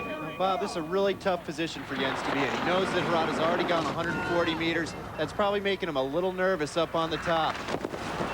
And again, for Weisflog, that was very much a subpar jump. And I'm sure he was up there going, geez, if Harada went 140, how far am I going to go if I really let it go? And he just kind of slides this one off, kind of feels it out.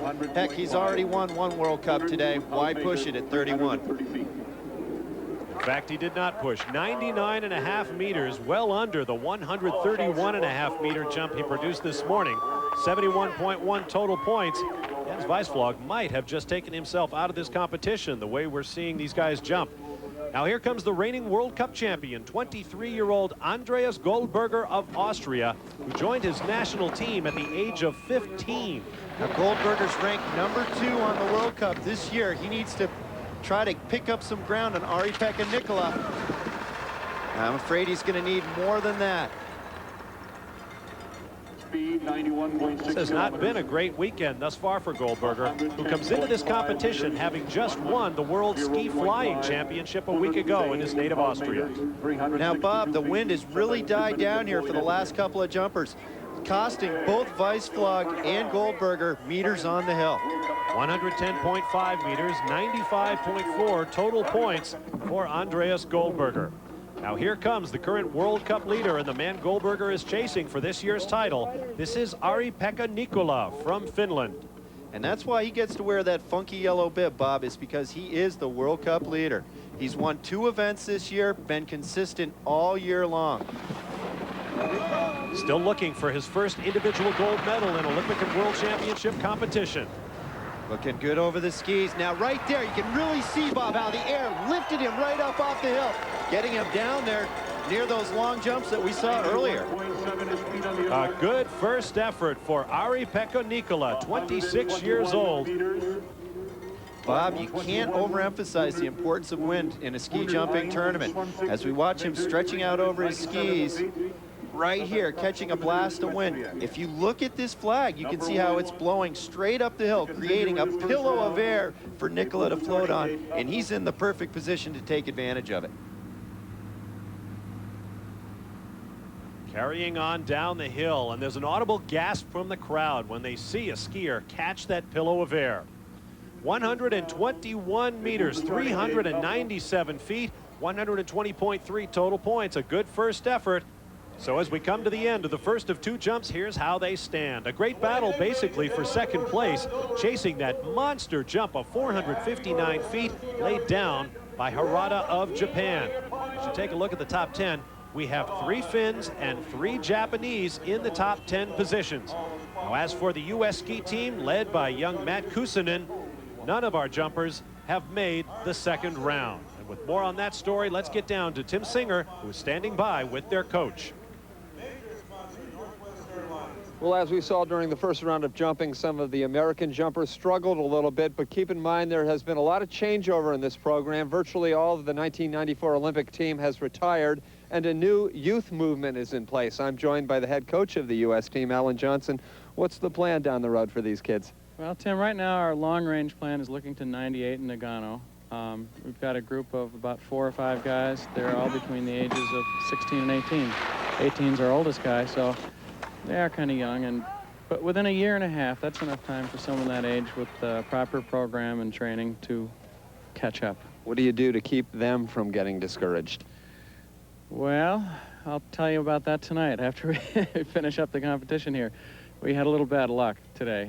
Actually, a couple of the guys had some very good jumps, and had it not been for an inopportune jury decision, we might have a couple guys in the top 15, which is much greater than we'd expected, but as it is, probably 30-something is about the best we can hope for today under the circumstances. But they're a good group of guys, and they're really positive, they're upbeat, and I think they'll take it in stride and get back to training and get ready for next week. And good luck to the U.S. team in Europe. I wondered what Elvis was doing this week.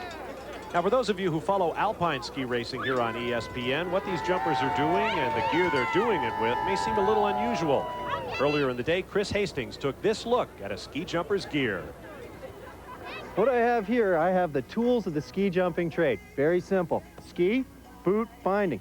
Now the ski, this is about 255 centimeters. That's right around 9 feet. Obviously much, much wider than an alpine ski. Very simple design, a wood core, very light. If you notice the base, unlike an alpine ski, no edges. But they do have 6 grooves. That keeps the tracking going straight down the hill.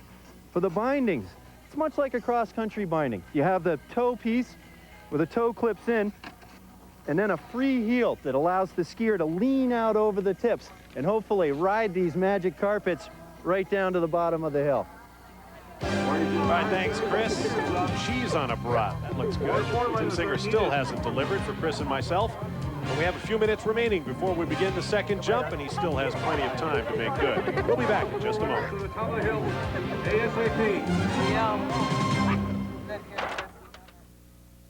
My dream was always to be the president of a company, and I probably fly between 150,000 and 200,000 miles a year. I speak Japanese, and this has been very helpful in my business career.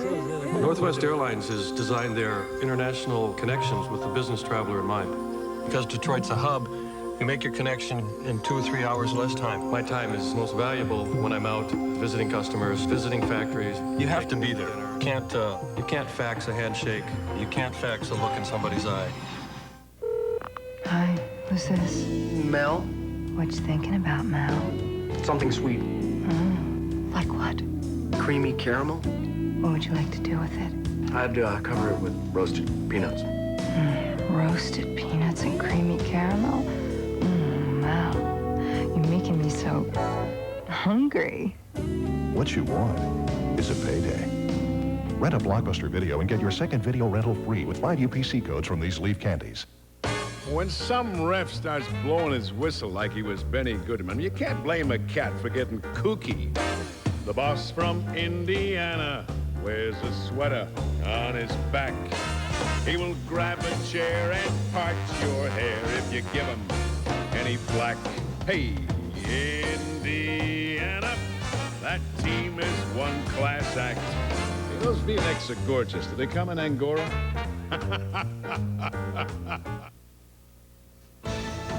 Welcome back to Iron Mountain, Michigan. Bob Varsha, Chris Hastings, and Tim Singer with you for today's World Cup ski jump. You see a future Nordic star getting in some early training. For this second of 2 jumps in today's World Cup jump, our top skiers will jump in reverse order, leading up to our first jump leader, Masahiko Harada of Japan, who laid out a monster 459-foot jump that matches the North American record. Remains to be seen, though, whether it will hold up for the overall victory in this, the first World Cup ski jump in America since Lake Placid in 1990. Now at the top of the jump, this is Yuri Radelj from Slovenia. Now Radel, he's ranked 64th on the World Cup. Had a previous jump of 99.5 meters, so he'll win some more points today. Good finish for Radelj. Going for the telemark landing, got his feet spread a little bit wide there. Not a bad jump. Young skier, hasn't won that many World Cup points. The Slovenians just kind of slowly bringing him along. Those pine boughs you see stuck in the snow are to aid in the scoring process and also to help the skiers with depth perception. 91 meters, 8.5 meters off his first round jump, 58.3.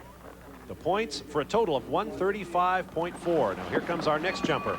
18th after the first round. This is Hans-Jörg Jackel of Germany. Jackel, a staple of that German team. He's competed on a number of their world and Olympic champion teams. Jackel trying to improve on a jump of 100.5 meters on his first attempt. This looks to be right about the same. Again, he doesn't really quite lock those legs up. Knees stay a little soft. Doesn't quite get the power or the lift associated with really straightening those legs out off the takeoff. In fact, he matches his first round jump with 100.5 meters, 160.8 total points. Our third jumper, Matthias Wallner of Austria. Wallner, 102 meters in the first round. Looked like he caught a little bit of air down there, but so far we're not seeing those real long jumps. It looks like, Bob, that the air is, again, really died down. We'll have to wait and see if it kicks up for our top competitors. That was a nice takeoff. Moved right around the knee. Smooth transition into his flight. Nice V technique. Just with no air, it's real tough to get down that hill.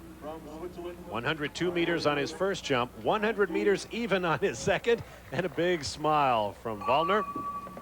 159.1 total points. Now here comes Marian Bilčík of Slovakia. Boy, the air picking up again. Another long jump. Didn't look really that spectacular off the bump, Bob. But again, you know, when the wind blows up the hill, these guys fly. 110.5 meters. Only jumper from Slovakia in this competition. Another look as he heads off down the hill. Now right here, he's really kind of pushing his hips down through his skis instead of holding them up high and floating on top of his skis. But you can't argue with the results there. Longest jump so far of this second round. And a big improvement over his first effort by 7 meters, 181 points and change. He is the provisional leader. Now here comes Andreas Goldberger, who has a lot of ground to make up. Yep, he's some 29.5 meters behind Harada. Nice jump, though, for Goldberger. He's going to get solid placing here, but he really needs to push to catch Ari-Pekka Nicola in the overall World Cup standings. Right here, knees set well forward. Looked like the knee snapped back a little bit, but still, smooth transition to the flight.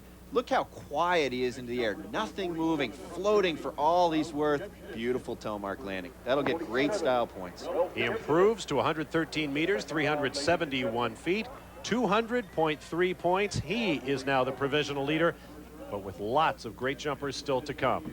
Here is Ralf Gebstedt from Germany, 15th after the first jump. That was with a jump of 109.5 meters.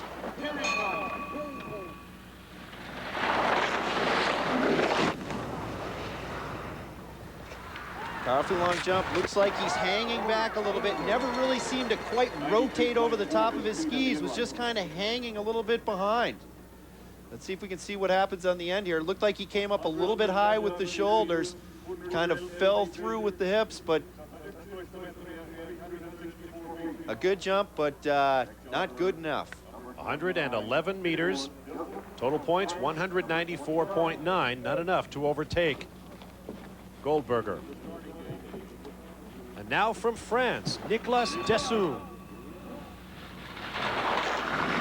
Dessoum had a first-round jump of 110.5 meters. Disappointing ride right there. And it shows right there on his face. Distance 79 meters, 79 meters, 259 feet, going of 66 meters. Looked like, Bob, that his takeoff, his timing was just a little late there and never got the power, never got on top of the air. Not a good landing either. Just 79 meters, 132.1 points. He is a very disappointed young Frenchman. The V technique you see the skiers use was invented back in 1989 by a Swede, Jan Boklov, and has revolutionized the sport. Here is Arve Vorvik of Norway. He had a first-round jump of 110.5 meters. Looked a little short of that there. 13th after the first jump, with a jump of 110.5 meters. Well short this time around. Looked good on the in-run position, but just didn't really quite snap it off the end. Came off a little flat, didn't get the air underneath his skis, and just kind of plunked it down there early. Not a good telemark landing either. 90 meters the jump, with style points, 156.9 total, well short of what he needs. Now up on the start bar, our 12th place jumper after his first attempt, Roar Jokosoy from Norway. This is Roar's 4th year on the World Cup, his best year so far. He's already notched a 2nd place finish in Planica. Ah, beautiful jump. I'll tell you what, this is going to be another top finish for Jokosoy. I saw him drag the tails of his skis. That's not important. They are measured, the jumps are measured according to where the skier's boots are when the skis flatten out on the slope. Right here, right in between the V, doing a little steering with that right arm. And again, just like in that first round, gets a little crooked right before the landing, Bob, and I think that's costing him a couple meters. 116 meters, a very good jump, 211.4 points. He is the new leader. Now here comes Finn Jani Ahonen. Ahonen, the 18-year-old from Finland. He's coming into this round in 11th place. Let's see if he can improve on that position. Long jump, stylish telemark. That should put him into the lead. Another look as he flies off that 10-degree pitch on the very edge of the jump, and then a pitch of up to 38 degrees on the outrun. 117 meters, 216.4 points. He is the new leader. Now one of his countrymen, Jani Soininen. Soininen in 10th place here. He notched his first World Cup victory in Engelberg, Switzerland earlier this year. However, he will not notch his 2nd World Cup victory today, Bob. No, well under 100 meters, and he is very dejected. The Finns working today without countryman Mika Laitinen, who was 1st or 2nd in 7 of the first 9 competitions this year before suffering numerous injuries in a practice fall. He is out for the year. There you see Jani Ahonen appears to be in pretty good spirits. There is his countryman Jani Soininen. who I'm not sure shares his sentiments at this point. Plenty of action still to come and lots of fans enjoying it here at Iron Mountain. Stand by for more. The top 9 jumpers in our first round coming up when we return. Stay with us.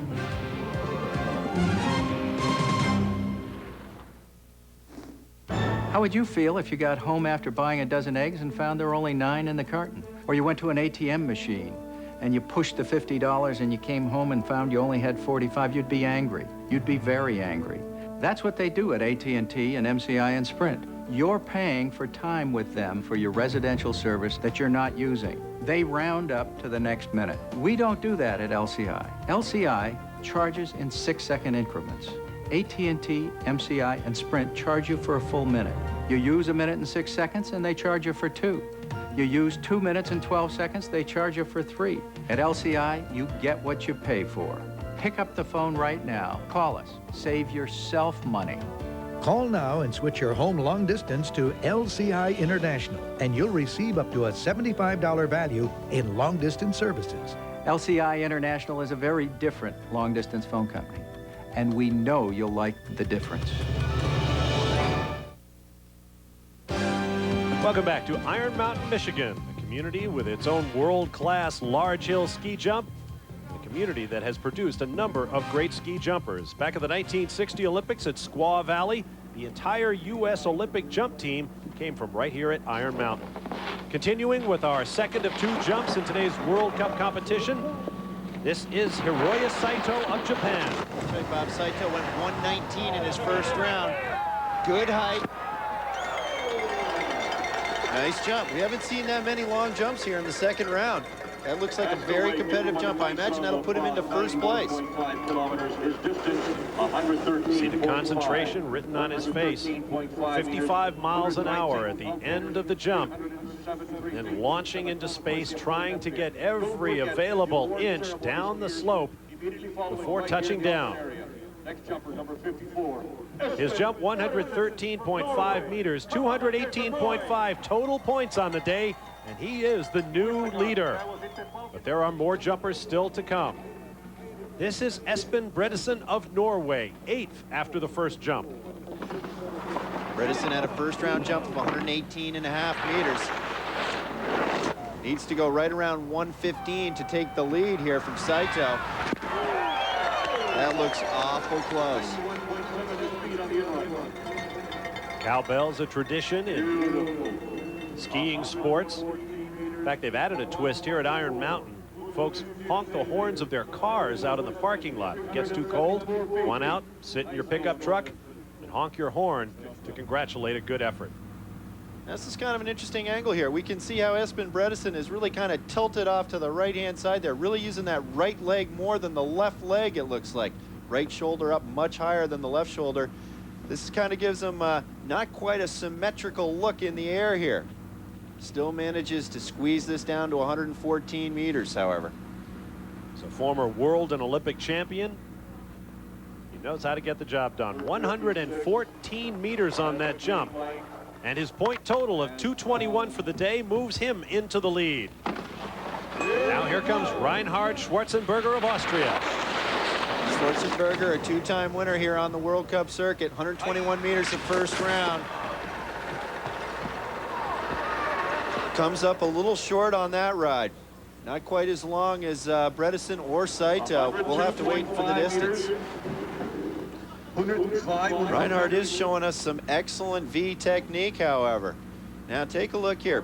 Perfect symmetry.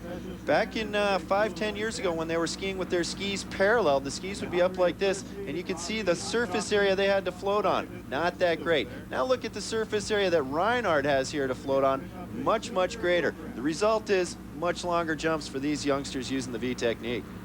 And unlike years ago when the ski jumpers were big, burly athletes, now they are small, jockey-like men who float well on those currents, wearing those plastic foam suits.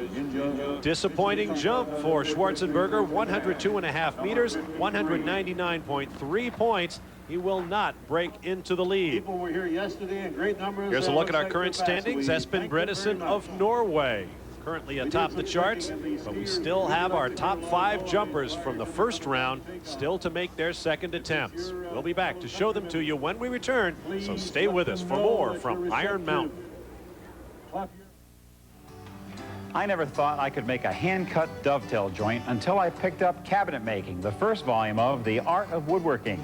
In it, you'll learn the secrets of frame and panel assembly, how to add decorative touches, such as moldings, and discover how to save yourself time and money with handy jigs you can make at home. You'll find that the other spiral-bound volumes each contain more practical advice from the world's finest woodworkers. Call this toll-free number now to order cabinet making, specially priced at just $9.99. Use your credit card and get this video, Shop Secrets from Master Craftsman, absolutely free. Future woodworking volumes will arrive about once a month at the regular price of $19.99.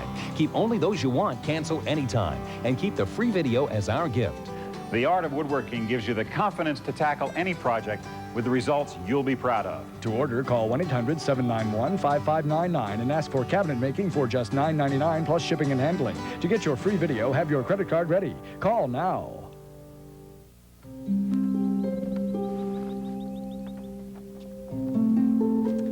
What time is it, Grandpa? It's almost 5 o'clock. We'd better get a move on. Hey, that new hearing aid works good. But why can't I see it? Because it's a Miracle Ear Mirage. That's really neat. It's like almost invisible.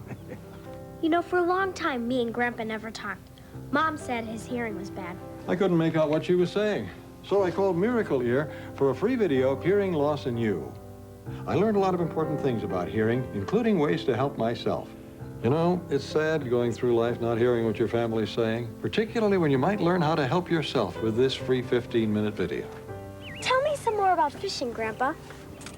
It is so much fun. If you're missing what friends and family are telling you, call the toll-free number now for your free 15-minute video, Hearing Loss in You. No cost or obligation, so call right now. Welcome back to Iron Mountain, Michigan. For the second of 2 jumps in this World Cup competition continues. This is Adam Malisz of Poland. Now this is virgin territory for Malisz. His best finish coming into this was 13th in a World Cup. That just sealed his best finish ever in a World Cup event. That might even be good enough to get him on the podium. 120 meters on his first jump, and this one looks like it might be longer. Yeah, let's take a look at this in slow motion. Notice how he has the full leg extension off the takeoff, creating tremendous powers. His shoulders stay low and keep moving forward as he rotates over the tip of his skis. Fantastic technique. This kid's just been on fire all day today. Little tip music right there, but he never even flinches, just keeps right on going after it. Great job. Here he is, just totally relaxed, laying out fully extended over his skis. What a beautiful jump for Malisz. With another Winter Olympics just around the corner in Nagano, Japan, this is a very significant season for these athletes. There you see his scores: 123-meter jump, 238.9 points, by far his best ever. He is the current leader, but here comes the World Cup leader to this point, Ari-Pekka Nikola of Finland. 121 meters. It looked like he came up a little bit high with his shoulders on that jump. Nice ride, but didn't make it down as far as Malisz. Distance 116 meters. Right here off the end, he kind of picks up with his shoulders right there, kind of brings up, loses his airspeed, doesn't quite get the rotation over the skis that he had on that first jump. It's a little bit behind, and being a little bit behind in a World Cup is too much. 116 meters, 230.6 total points, not enough to overcome Malisz. Boy, what a thing it would be for Adam Malisz to win this competition. Now here comes Kimmo Savolainen of Finland. Another young guy. Hasn't really proven himself on the World Cup Tour yet, but looks like to